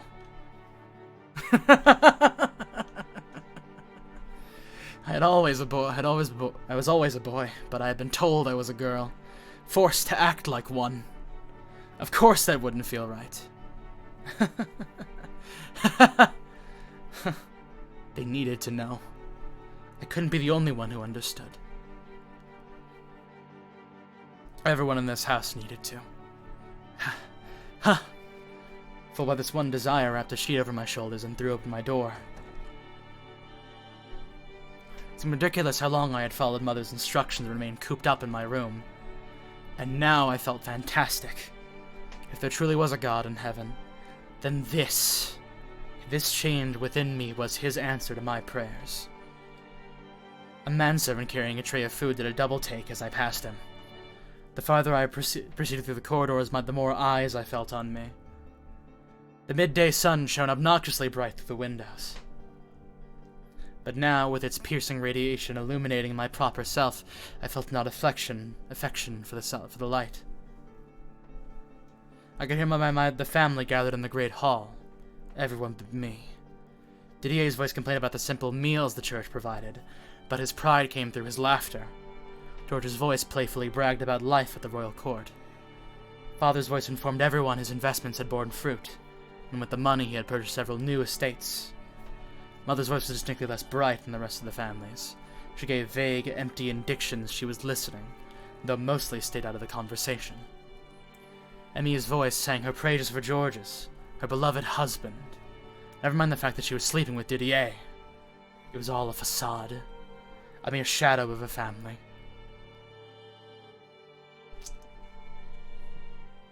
It's a shame Michelle couldn't be here. Then we would have everyone.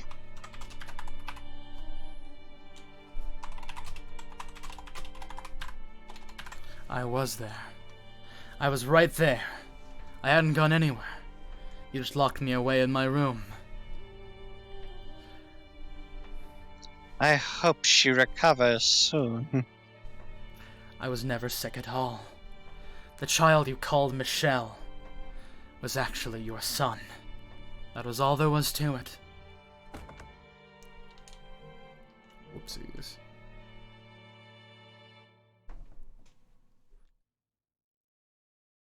Huh?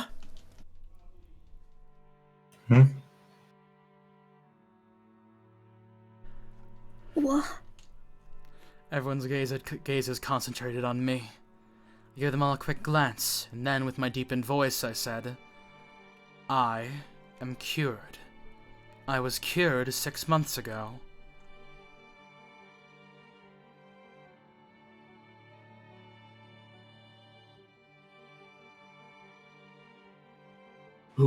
Who are you?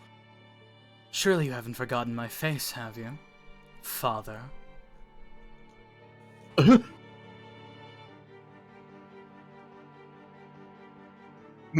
Michelle? Michelle! This boy is Michelle! A wave of chatter spread throughout the hall. Mother went pale. Father objected. Didier stared. Georges gasped. Emmy watched cautiously, fear in her eyes. What a farce. They were the ones that wrongly decided I was a girl. What's going on? Someone tell me, what is the meaning of this? You were dressing your son up like a girl, Mother? I assumed he was a girl. Otherwise, I wouldn't have put my hands on him like that. You lied to me! I would have never agreed to it had I known.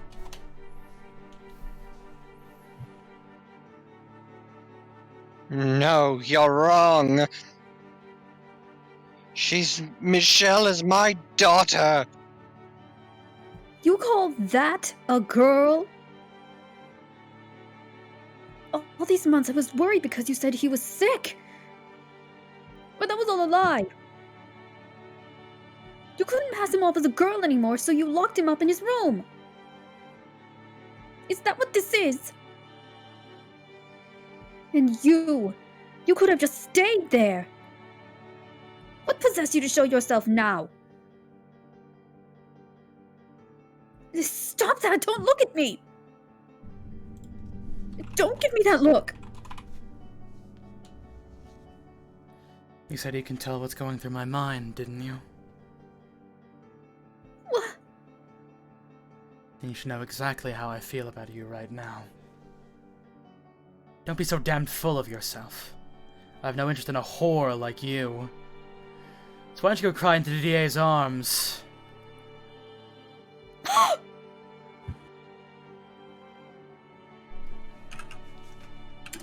You.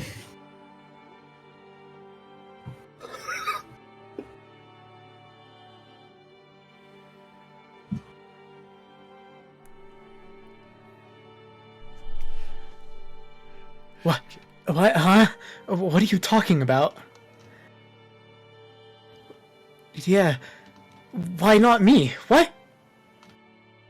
Hey, anyone want to explain that for me? What had once been a nice family meal was now utter chaos. At the briefest moment I felt sorry for Georges, but that wiped away almost immediately. There was a crash from the table, and dishes fell, shattering against the floor. Cursed. A chilling darkness oozed from her voice. She's cursed. She was my daughter. I saw it with my own eyes. I gave birth to her. She was a girl. Michelle was a girl. A malevolent curse has been placed on her. When I lifted her head, I had difficulty believing that that was the same woman who had sat by my bedside as I lay sick, sacrificing sleep to care for me. Her hair was a frazzled mess, and deep creases covered her face. Restrain her. Throw her in her room and lock the door. She's a girl. A girl. She was a girl. I swear it. Ugh. Open your eyes! Do I sound like a girl? Do I look anything like a girl? Mother's cry sent me into a frenzy. I ripped the sheet off my shoulders, throwing it to the floor. I am not a girl! And shouted.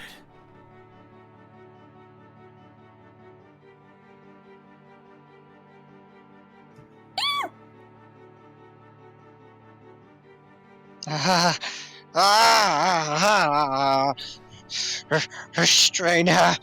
Please, someone restrain her. Fear reigned in the great hall. Within several moments of icy silence were broken by a muttering that shocked me as much as anyone else. You're not a boy. Or a girl. What on earth are you? You're an abomination! You're not a boy. You're an abomination. What? I had seen myself in the mirror. I was undoubtedly male. Lacking in strength, though they may have been, I had visible muscles. My chest was flat, and I was taller than a girl should be. My voice was deep, and I had an obvious lump in the middle of my throat. I was male. I had to be male. What else could I be? So why was it me looking at me like some kind of strange creature? A chill ran down my spine. I suddenly found myself deeply uncomfortable being so exposed. There's nothing there. You've got nothing there. Nothing? There? Didn't understand what she was talking about. When the pressed further, I fell silent, at which several servants burst into the great hall and restrained me. She's a girl. She's my daughter. Mother, seemingly in a mad daze, just repeated the same thing over and over. She's a girl. She was a girl! As mother wailed, she wandered off somewhere. Father stood there in silence. Amie stared at me with disgust in her eyes. Georges was still in a panic, and Didier clenched his fist. Then I started regaining my composure, which is when I realized I had made a mistake. My sickness had been made into a curse. I was, once more, caged up in my room, in addition to the door being locked from the outside. The windows were boarded over so no one could see in, leaving me in perpetual darkness.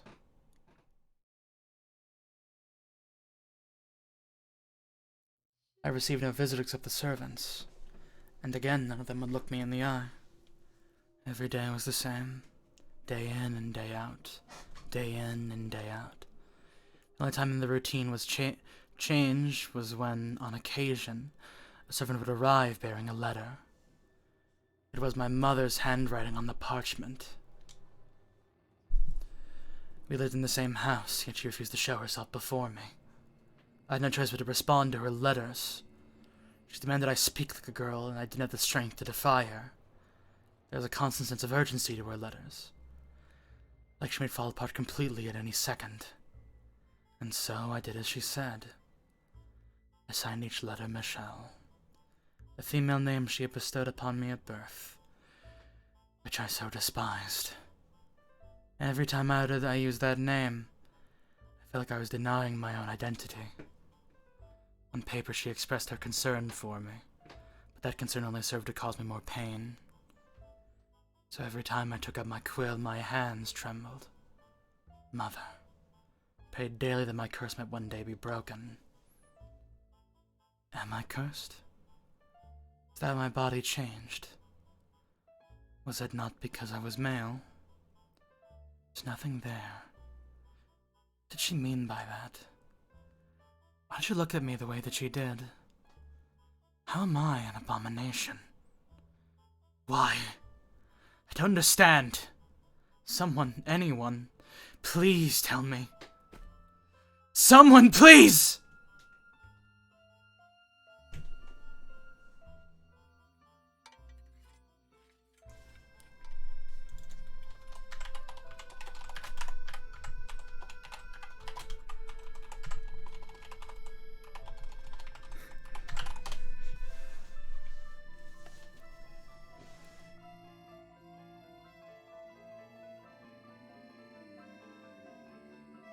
I have brought you supper.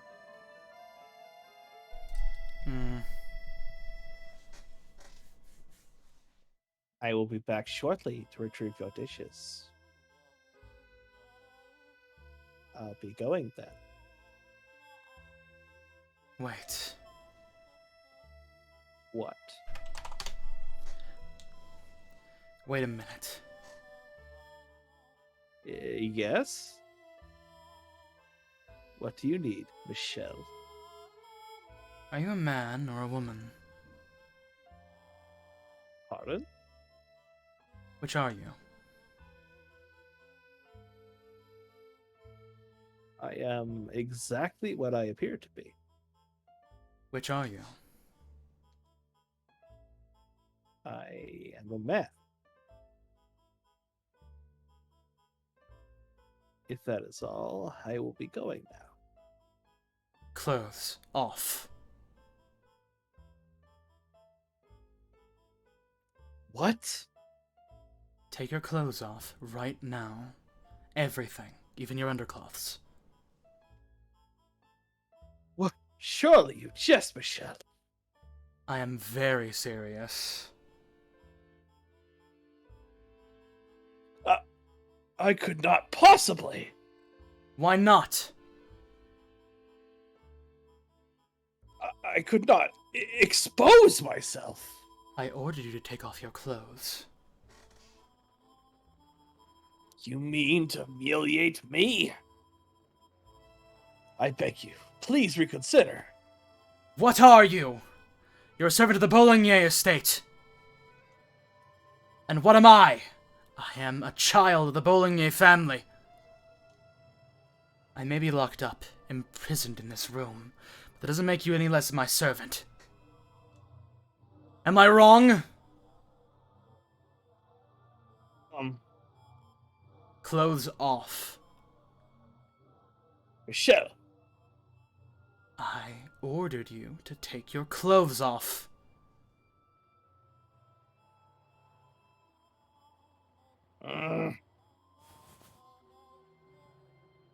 Not even the tiny sliver of guilt arose in my conscience. I felt no shame in what I was doing. All that mattered to me was figuring out what a me had meant.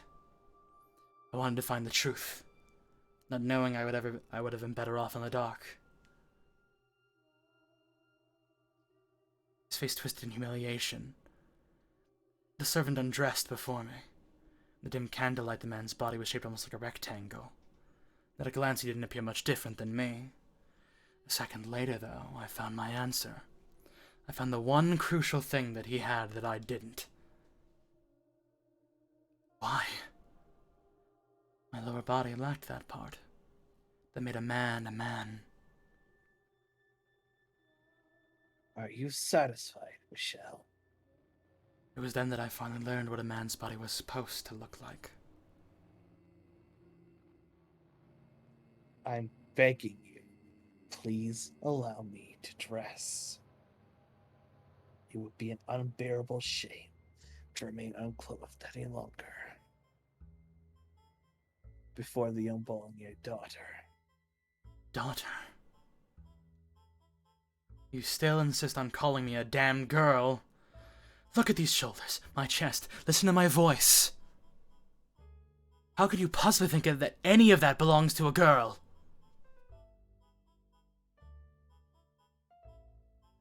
Here does not. There was a distinct look of fear in the manservant's eyes.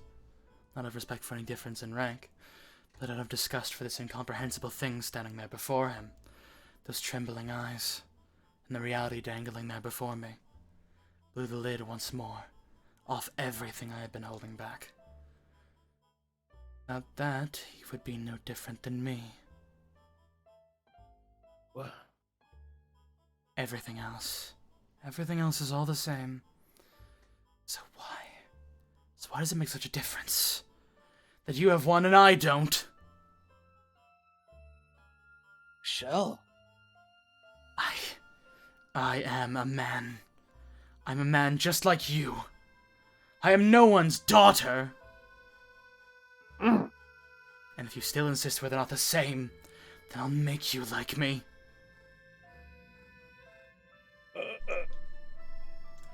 Without that, you're no different than me.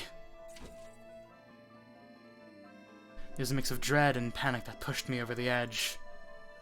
And so, in order to keep myself afloat, I said to bring another pain. Please don't do this, Michelle. In a blind frenzy, hardly even aware of what I was doing, just riding the current of my erupting emotions, I took the knife off the tray the man had brought, knocked him down, and climbed onto him. I'll get rid of it!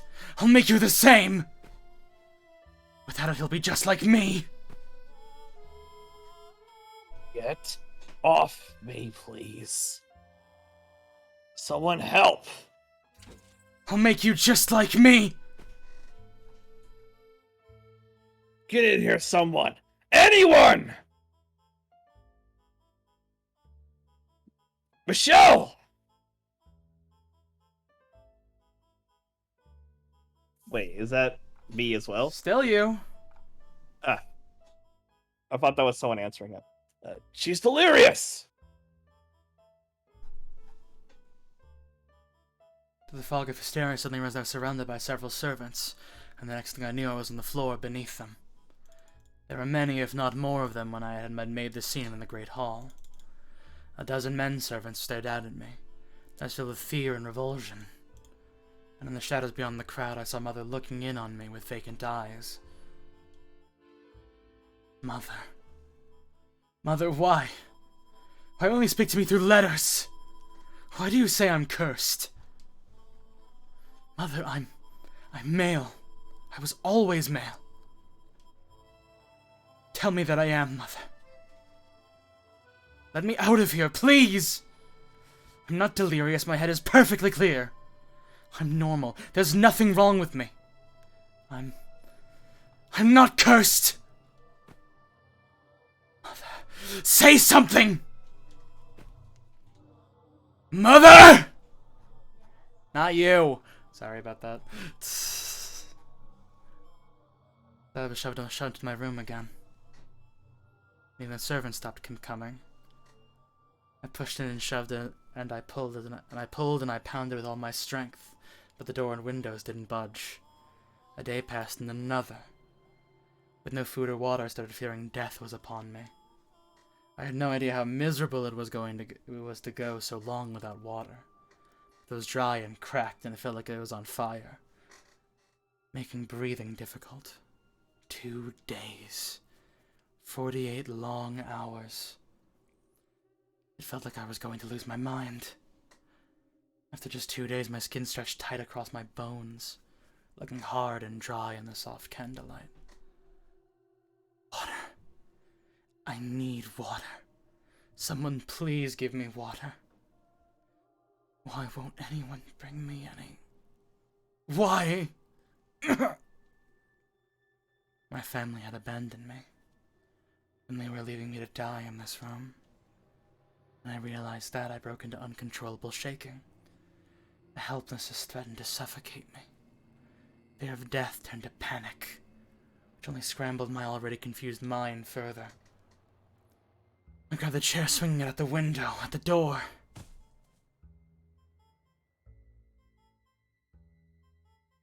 But all my attempts ended in crushing failure. Anyone! Called at the door, begging for help. Someone open the door! Anyone! Water! I need water! 1 drop, that's all I need! I'm going to die in here! Someone. Anyone! Mother, father. Didier, Georges! Someone open the door, please! Help me! Someone. I need water. My throat hurts. It burns. I'm so weak. Someone. Water. Didier, Georges. Anyone!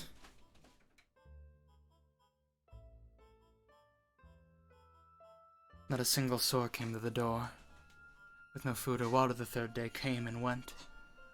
At that point, I was expectedly devoid of any sense of dignity, and I sat there covered in all manner of human filth, and my body quickly wasted away. Still, I clung to the vague hope that someone would open that door. It was all I had. Occasionally, I would hear footsteps. Whenever I did, I mustered up any but meager strength I had left to bang on the door. Whoever's there, please open the door. I'm begging you. Someone! My pleas fell on deaf ears. They didn't respond to me. I could hear the Abigails muttering to one another in the corridor.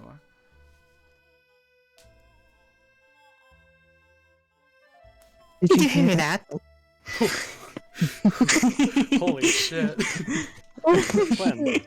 Alright, yes, I did. I wonder what's gotten into Lady Michelle. Damn, when did Zapar and Furfur get here? Shit.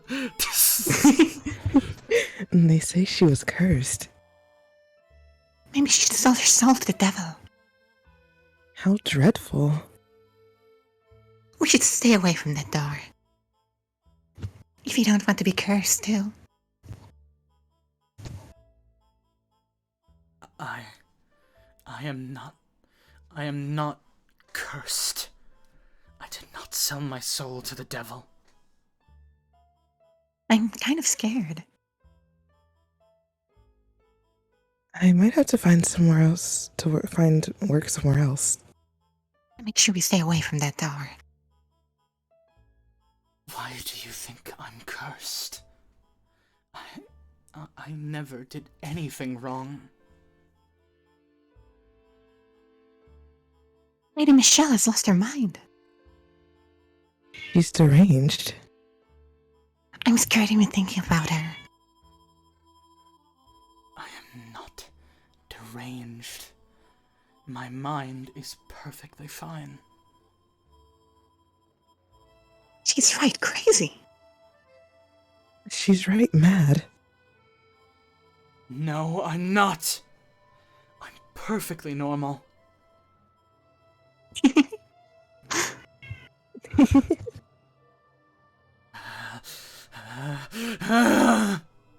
Someone! Someone, please get me out of here.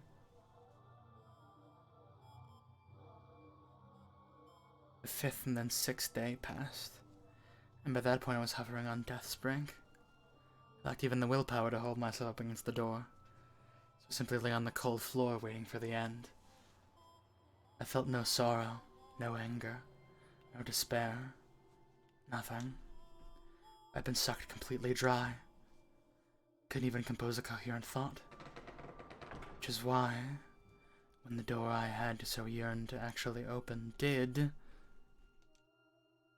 someone stepped inside, standing over me. I wasn't able to process it.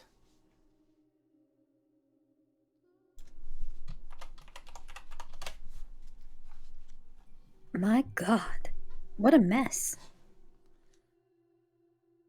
Hey, are you still alive?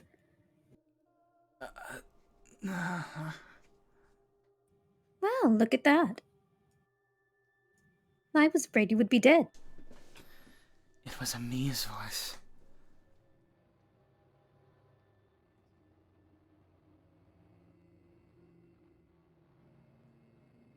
I'm sorry. Really. I didn't mean you much harm. But after what you said in front of the whole family, I was a little upset.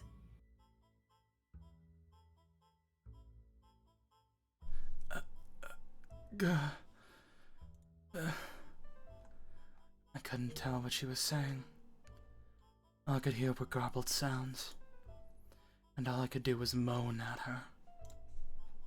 The servants are all afraid of going near you now after your little episode. So I volunteered to bring you your food in their place. Everyone was so grateful. I don't think anyone likes you anymore. Eventually, my muddied mind managed to make sense of the thing she was holding in her hands. A tray of food. I could smell it from here. At first, I just gave your food to a stray cat.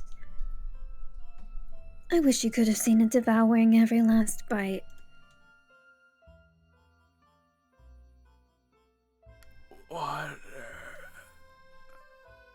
What I didn't know was that people can die in just a few days without water. I never intended to kill you.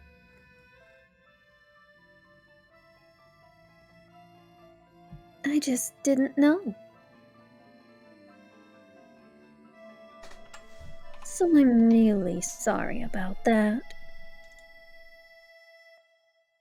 Water? But you're alive. For someone so physically weak, you sure are tenacious. Isn't that nice? You have one thing you can be proud of.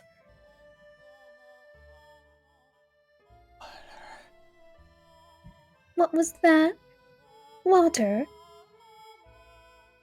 You want water? Hold on, I've got some right here.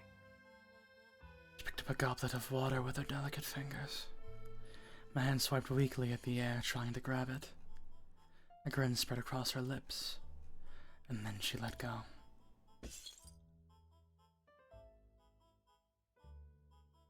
Go on, drink. You'd better hurry or the rug will absorb it all.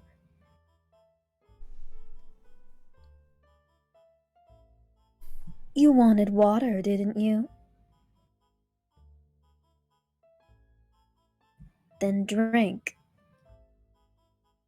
In that moment, I could hear the sound of the last of my dignity crumbling away.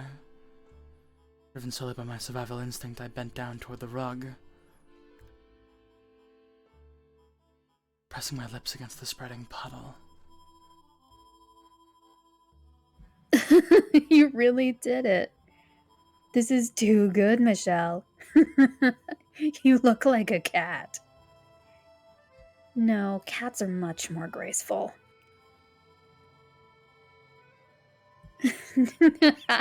I can't stop laughing. The daughter of a prestigious family, the Bouligny sucking water out of a carpet. Oh, I wish I had a painter here to capture this image on canvas. So you know, I accept that I made a mistake, Michelle. I promise I'll bring you your food from now on. I'll take very good care of you.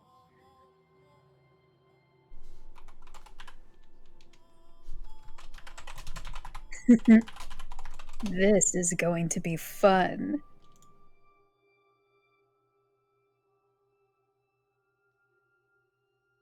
Listening to her childish yet deeply malicious laughter, I understood.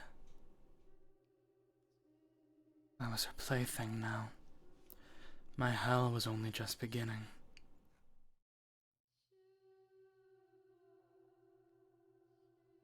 Probably a good place to stop, I would say. I think anything else is going to happen in the next 10 minutes, so you should probably just cut it off here. Yeah. Okay. We're on the road to Oh, recovery. thank God. You doing okay, Con? Yeah, Not if I'd call that recovery. I'm okay. Well, Gender.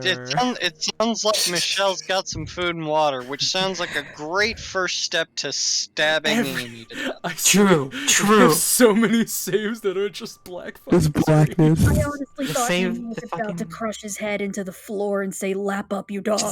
Just take Penis one of the once a- shards of glass you dropped on the ground and stab it. Penis in the once face. again causes all the Does have that problems. weird sexual Don't energy worry. to it. Rindy, What? be like, I think Ami is actually down bad. I am still not convinced otherwise, honestly. What? Are you fucking insane? Wait, we will discuss Amy's sexuality in a second. I just have to get my heart in order really quick. Whew, Oh boy. my god. I mean, Also, sorry to Listen. Robu for passing off the creepo rule to him because I had to do measurements. Man, Oh my I- god. I My didn't fi- set You Rosewood keep up the for cream failure. roll. I'm apparently playing almost all of I'm those. listening. I mean, you do tend to do that. Explain. Do it now? Michelle is. Never mind. Probably a thing for me exclusively. Oh, alright. Yes, it is, Rindy. Let's talk Whatever. about this later. Now And then. by later, I mean in the next 5 seconds. AC, go. True, yes. go ahead, that was a whack chapter. Before I head out, I'm gonna say that the moment if Amy dies, I'm posting Pack Watch. The moment. You're I posting mean, what? unless she's like immortal, technically speaking, she was dead in like door like 2 or 3. In door 1. I mean, What is Pack Watch? There you go. It's this guy Oh, who like Rip commentated basketball, I think, who smoked a cigar when someone was doing badly at the game, but now people do it when people are dying. Yeah, it's great. That is the meme. Mm-hmm. Yeah, Alrighty then. Anything else to say? The one time I have like a shred of optimism in the story, it's like taken away. oh, Why why? would you have optimism? Like, well, Michelle, he was like, he was doing good, you know, he was celebrating, he was This is a happy. flashback into Michelle's past. Mhm. What made you think? This is the one bit of happiness inside this entire I mean, story. Granted, that is the one time you get to see Michelle like smile and laugh in that one manic way, so mood, but Yeah. Literally, run in, I'm a man. Oh no, why are you trying to stop me? Oh no, I forgot I was in Fata Morgana, so I have to legally be depressed now. Mm-hmm. any other thoughts before you get out of here, Mr. Denton? I think that is all. All right, moving on to Noir. Good night. This is making a lot of sense for Michelle's backstory, and this is not in any way explaining Morgana yet. Hmm? There's just a whole nother chapter to this that is just, how does Morgana even tie into this? Everyone in this family is horrible except for Michelle and deserves everything bad that happens to them. They deserve nothing, and that house needs to burn down faster, possibly more aggressively. Word. All right. They deserve nothing and death. A I- plague from this family. I have to say, Noir's descent into like extreme hatred from when we started this point. Professional hater, Noir Iblis. I mean, it's valid. It's valid. This is valid be right here, but it's just I don't in any way know that Morgana did not entirely somehow set this up to do specifically this, or presumably this. Mm-hmm. So, I mean, I'm reserving even more hatred until later. Noir Iblis's descent into hatred. Noir will wait 25 turns before he engages in his wrath. That a D&D thing? No, that's a Fire You Emblem might thing. become one. I don't get it. There's a chapter where we 25 I'm turn sorry, combat Charger up- encounter. Okay, actually, run it back. Noir, do you actually have anything else? No, pretty much all of this was just that we're finally getting to the part where the exposition is actually exposition. And so far, the answer has just been everyone's horrible, and that's kind of the solution so far. All right. Well, Look. Alright, so I feel Michelle's like going through most some things right now. I feel like most of the things are gonna get said. There is one thing I noticed though. It's that Michelle, pre-revelation of identity, it does not act like white-haired girl. White-haired girl acts like like a girl and like just doesn't really have an identity crisis. So I find if there is a connection between the two, which I assume there probably is still, they are not the same person in personality and identity wise. all right. Next person can go. Really? All right. What should I do? Michelle, Sorry. go. Okay. Fucks transphobia. I'm just gonna say that off the bat. But yeah, that was something. That was something. I will say that much. I don't really have that much to say on like theories because this is just like I assume just the backstory of Michelle and how he is at this point. But also Cersei fuck Amy as well. Yeah. True. Very true. All right. Anything else? Nope, that is it. Okay. Joshy.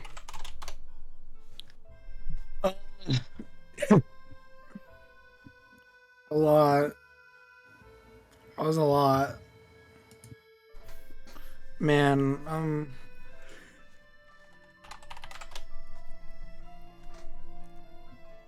just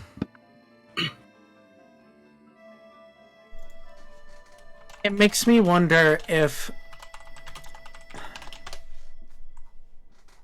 because Michelle said he's gonna write a letter to his brothers. Like, well, I guess he wrote a letter to his mother as well.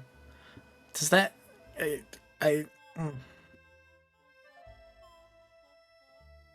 my man needs to be taken somewhere where he'll be accepted and loved for who he is.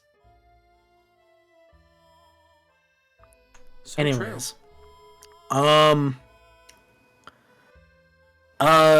don't. This is some fucking shit. Yeah, that's it for me. All right, damn. True, that is why he has a girl. That is what he has a girlfriend for. True. Alrighty then, Robo, what do you got? Yeah, I'm betting. All right, Orange. Let this be on record. Let No. this be on record. I'll take that. I'll take that bet of yours. I hope you have 10,000 gil just on like. I said, yeah, 10,000. I'm betting 10,000 gil right now. Let this be on record that Amy is in some way related to Morgana. All right. I'll also take that gil. And we're gonna have a post stream where, depending on how things go, we will either each give Reboot a 10,000 gil in FF14 or vice versa. Yeah. This will be the Me and Orange, we're the ones taking the bet. Yeah, we're taking the bet. Yeah. I'm glad there's a bet. Do you think that me is Morgana? Or in any relation with Morgana? I will not participate. I like this new thing what you guys got going on, betting kill on theories. That's fun. I'm gonna have to Wrote it hand down. Reboot an IOU in the meantime, but you know. Something I cannot I'm gonna have participate in. 10,000. Just kidding. What am I talking about? You get 10,000 for doing like alliance roulettes. Less about Final Fantasy. Michelle Anywhere throughout on this that, chapter is like trans rights. No, trans wrong. I mean, I guess. There was that one thing that was a little bit fucked up, but it's fine. It's fine. They got over it. I think. Also, it's kind of amazing how Michelle became Mikkel in like 6 months. I mean, Michelle's Michelle. Just became Michelle. It's still pronounced Michelle. I'm just trying to differentiate the two names, just for now. Yeah, Look, it's fine. You got over it. It's no big deal. Get puberty. I think the context will make it clear. It's just a loopsie. See, no big deal. All right, now for realsies, Con, what's up? Wait, hold on. Were you done? You done? Yeah, that's pretty much it. Okay, Con. Okay, 3 things. 1, Roboot, I've got it written down that you owe everybody 10k if you turn out to be wrong. Holy shit. No, he owes B an orange. He owes me, Orange, and B 10,000 gil. If It you're is wrong. indeed Orange physically and B. scribed. I have it right in front of me on a sticky note. 2, wow, I really feel bad for Michelle at this point because that is a lot of... Oh boy. Yeah, fuck it, I'm gonna go ahead and come right out and say it. I honestly relate to Michelle. I've felt like this before. Not for the dysphoria, but just for the idea that sometimes these kinds of things just don't feel right. Like a man's touch or just the gender norms or anything. It never felt right. God, am I glad my parents don't consider that a curse, but wow, they are super close to it. Michelle is a mood, always and forever. Very true. I was about to say, describe this mood. Yeah, sorry to get real there, but that's how I feel. Yeah. And also, this explains exactly what it means because... Actually, yeah, this does explain a lot about Michelle's backstory and why everything we've seen so far involving his family has been so fucked up because of all this. Also, Mimi has got to be one of the darkest, most evil fucking characters I have ever had the fortune or misfortune to voice. And I really hope to God I'm actually selling the evil. Yeah, you're doing amazing, sweetie. Thank you. Alrighty then. But wow, she can go ahead and die in a fire. The whore. True. Now, for someone with an entirely opposite opinion, Rindy. No.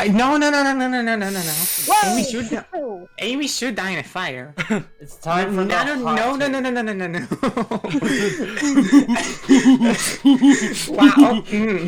Don't get me wrong. It's the opposite because she should live in a fire all the time. Maybe. I wish I could just like ban Michelle completely and unironically with no holdbacks, but then he went and did that to the servant. He didn't do anything. Yeah, because they stopped him. You forced his to strip naked and then attacked him with a knife. That's and not. then attempted to cut off the nothing. genitals. Yes, I believe he wouldn't have gone through with it, and I'll hold on to that till the day I die. Even if he wouldn't have gone all the way with it, that's still. Oh yeah, no, it's still pretty fucked up. Like, don't get me wrong, I'll fully Also, admit that. He was pretty crazy. I guess he is genetically predisposed to do that. What the fuck? What is wrong with his family? Wait, what? Jesus Christ. Genetically predisposed? Antonin did the same fucking shit to Giselle, essentially. For different reasons, but essentially the same thing. I mean, he didn't try to, like, castrate Giselle. I mean, he inadvertently, I mean, we like, kinda struck don't her know. genitals with a That knife. could have been a thing. Yeah, he held a knife to her face. And Oh, you mean that- like, I you mean the dad? You mean the dad did that? Yeah. Oh, I don't remember him doing anything to around there. He marked her with scars and wrote what, whore or whatever on her skin. And I forgot what he wrote. Harlot. Near the genitals. I thought that was on the back. That was on the back. I thought it was near the genitals. I thought someone said it. Anyway. Man, so I guess Diddlier is the ones that end up. Did I say it wrong? It's not. I guess Diddler ends up killing Michelle. I guess. It's Didier. It's And- Didier. I'm a bit sorry to Diddler ends up killing whoever Michelle.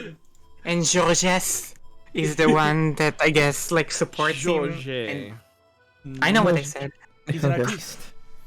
I'm under the impression Georges it's and pronounced Didier and I guess Georges. Wait, I hold guess on, it's don't Rindy finish. Okay. I guess he supports Michelle partially because like Michelle like revealed like Amy's affair, and then like maybe it made like Didier like leave the family or something. Maybe not. I don't know. But yeah, I think that's about it. What the fucking badass! Holy fuck! Fuck. Outside of that one thing, very cool. Outside of A+. that one thing, I wish I could just stand him completely with no. I mean, to no be holdbacks. fair, Michelle was going through a lot right Michelle then, was going and through a lot. literally True. like negative human contact, actually starving. Well, not starving. Just, Yeah. he wasn't starving yet, Still, but like, yeah. still not justified, but yeah, understandable. Fake fan. Anyways. Once again, you can blame I'm on sorry. me. Listen, I get so much shit from these people. Yeah, no. Yeah, I wonder whose fault that is. I have never See? given you shit about being a murderfucker. It's fine. Anyways, Sim, I go. still stand him, just not 100%. Anyway, yeah, please, go on. The bolognese suck, mostly, as a rule. French? What? Yes. Yeah. Yes, Bolognese is a very Bolognese. common French name. Extremely Yes. French. They make a famous one. Yeah. And Didier and Georges.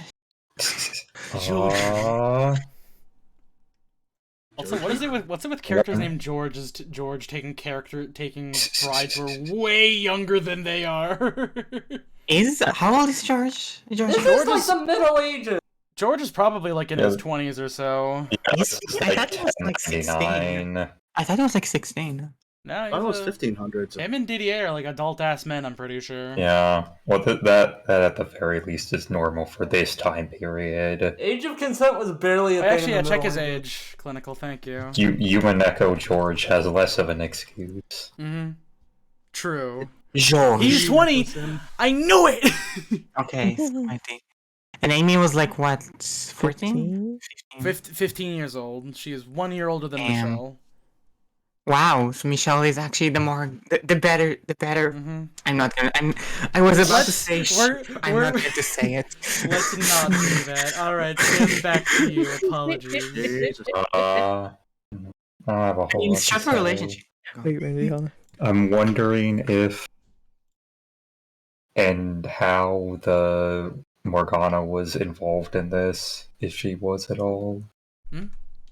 Because, like, magic puberty shit like that just doesn't happen for no reason. Okay. That Straight said, intersex. intersex is weird. A lot of stuff can happen to Fair. intersex. I don't know people. too much about it. How long is he Fair. locked up? 6 months. Mm-hmm. I'd say That's 6 fair. months I don't know is a a whole good lot time about for the that puberty kind to of kick thing. in. Yeah, that's just how shit works. That's how shit works in Fata Morgana world. Then. Alrighty then. I think actually yeah, that's it. Wow. Huh. That's right. Alrighty then. Yeah, because Crimson is currently. Yeah, let's talk about that on StreamCon. Magic HRT is a funny idea, TBH. True. Isn't that what you were hoping for, Rindy? What, huh? Yeah. You I wanted Morgana to give him like magical SRS or something.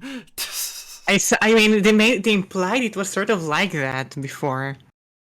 Like, that was, I don't know, that's the impression I got. That this was like the deal or some shit like that. And that his body actually changed. And it does seem like really magical. Michelle got... That's the impression I got. And like I said, I didn't know if she did it, but I said if she did, it's base as fuck.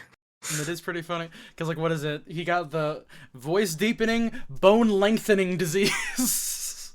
Baby skin testosterone disease. Alrighty then. That's going to cut it for see, today. Randy, I told you in the Secret Fight Club, we've just been laughing about how wrong you were. Not I kid.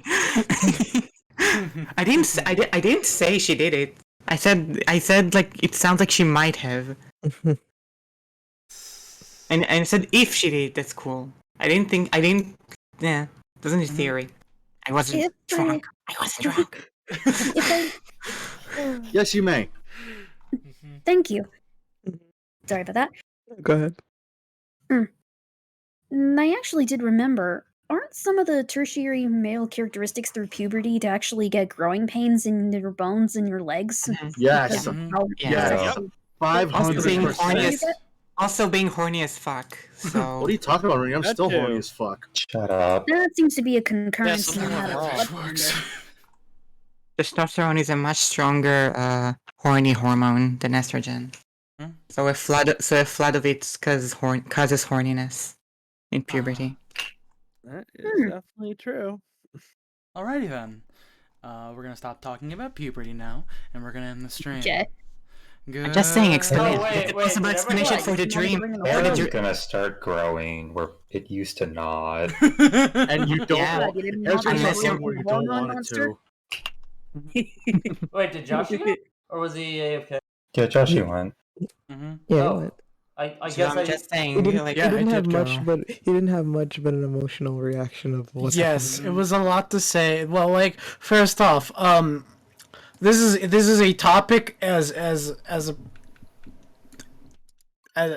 of my background that like I don't like. It's weird for me to say anything because I don't feel like if I could really say anything other than boy, that's some real fucked up shit being done to Michelle. Also, there was another thing that I thought of that I forgot to bring up. That the guy that killed Michelle is almost certainly his brother. I feel like that is almost certain. yeah, I agree. Yeah. I very much agree. Probably. I also wanted to bring up one other thing. Mm-hmm. It was something I actually noticed a few moments ago whenever I was going back over my memories. Whenever Ami was still talking to Michelle, whenever he was still in the girl. Actually, no, let me Girl rephrase mode? that part. No. No. Pre-puberty. There we go. She did mention something that they had to be used to. She had to be used to being a pawn. I'm pretty sure that she's actually been aware of his whole mess, took the marriage on just so, and this is just me spitballing here. He's probably just a total bitch in bitch clothing. Just acts sweet and friendly, and probably may or may not cause some harm to the Bolognese, and try to usurping that power for herself just to elevate her own status as a woman, while in the process totally fucking up Michelle's biz and everyone else's. How much years after Giselle's whole thing is this? This is before. This Is it before? Yeah, this is Right. before. Yeah. Right. Giselle only showed up after Michelle left. Right. Yeah, that was No. I I meant Morgana. Oh. We will not be discussing do these not know. things. Presumably I'm find pretty out. sure that's further down the road. How old was Michelle in like Door 4 and other similar stories? Like 27. 20, like 20. Oh, Yeah, 20. they appear Me to and- be me and- fully grown. Me and Michelle, same age. Yo, Damn. he's just like me. 28. For real. Mm-hmm. 27. 27. Wow. Damn, it's gonna, Wow, How like, old all of you are. so it's gonna be like 3 years. So until they wait, Michelle is currently 15. Yes. Mhm. Damn, so it's gonna be like, what the fuck is gonna happen in those 2 years until he fucking leaves? Remember, Probably and then he's hell. isolated for the 10 years. Like, he's Yeah. that, so. Trying to remember if they gave a. And the impression I got was that they quote unquote fake executed him. While secretly sending him off to live in the mansion. They said that they died, or they said that he died or something. They faked his death, I think. Yeah. Something along That's those also lines. the impression I got. Yeah, if Ami has George firmly wrapped around her finger, then it's probably Didier that does that. I mean, it also Does got anyone Didier wrapped around remember- her finger, too. Does anyone remember the context that Emmy was brought up in before? What? I don't. Emmy was I mentioned I before. can elaborate on this. There was a little brief discussion like immediately before this door, I think, or no, there was like a random. It was right before he entered the blood hell version of the mansion, and he had a brief conversation with It was like a flashback to a conversation that he had with Giselle prior. And like he asked her, right. what's your taste in people? And then he said, I had a crush once, but it didn't really end up that well. Right. He mentioned he had a crush on his brother's fiance. I remember now. Because I remember the discussion about how to pronounce Emmy before. Yep. Yes. This really is turning out to be one fucked up tragedy. Yeah. Turning out to be. It isn't turning out like good. it's some kind of It's gothic been like tragedy or something. It's been like 40 hours of a tragedy. It never ends. Yeah, but at least this, compared to other, quote, tragedies I've read, actually has a lot in character and a lot of heart and makes sense. Not something that's just tragic for the sake of being tragic that's supposed to rip your heart out. Yeah, I suppose so. You know, hollow tragedy. Ignore that one. Okay. Anything else? Thank you, Noir, as opposed to Desaad. I don't think it doesn't need to be like necessarily like an ancient Greek tragedy that follows the stuff. Would you consider Michelle as being like as having hubris? I don't know. No, not really. Well, no. That's usually the thing about like abrasive for a while to Giselle. Greek tragedies and stuff. Okay, yeah, smidge. Got a fatal flaw. Yeah. Mm-hmm.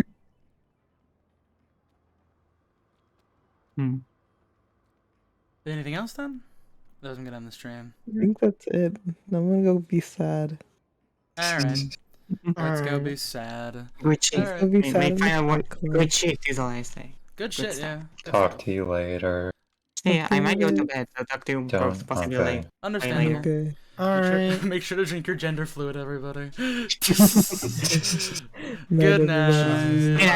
Good night. Bye bye. Back to killing floor paint.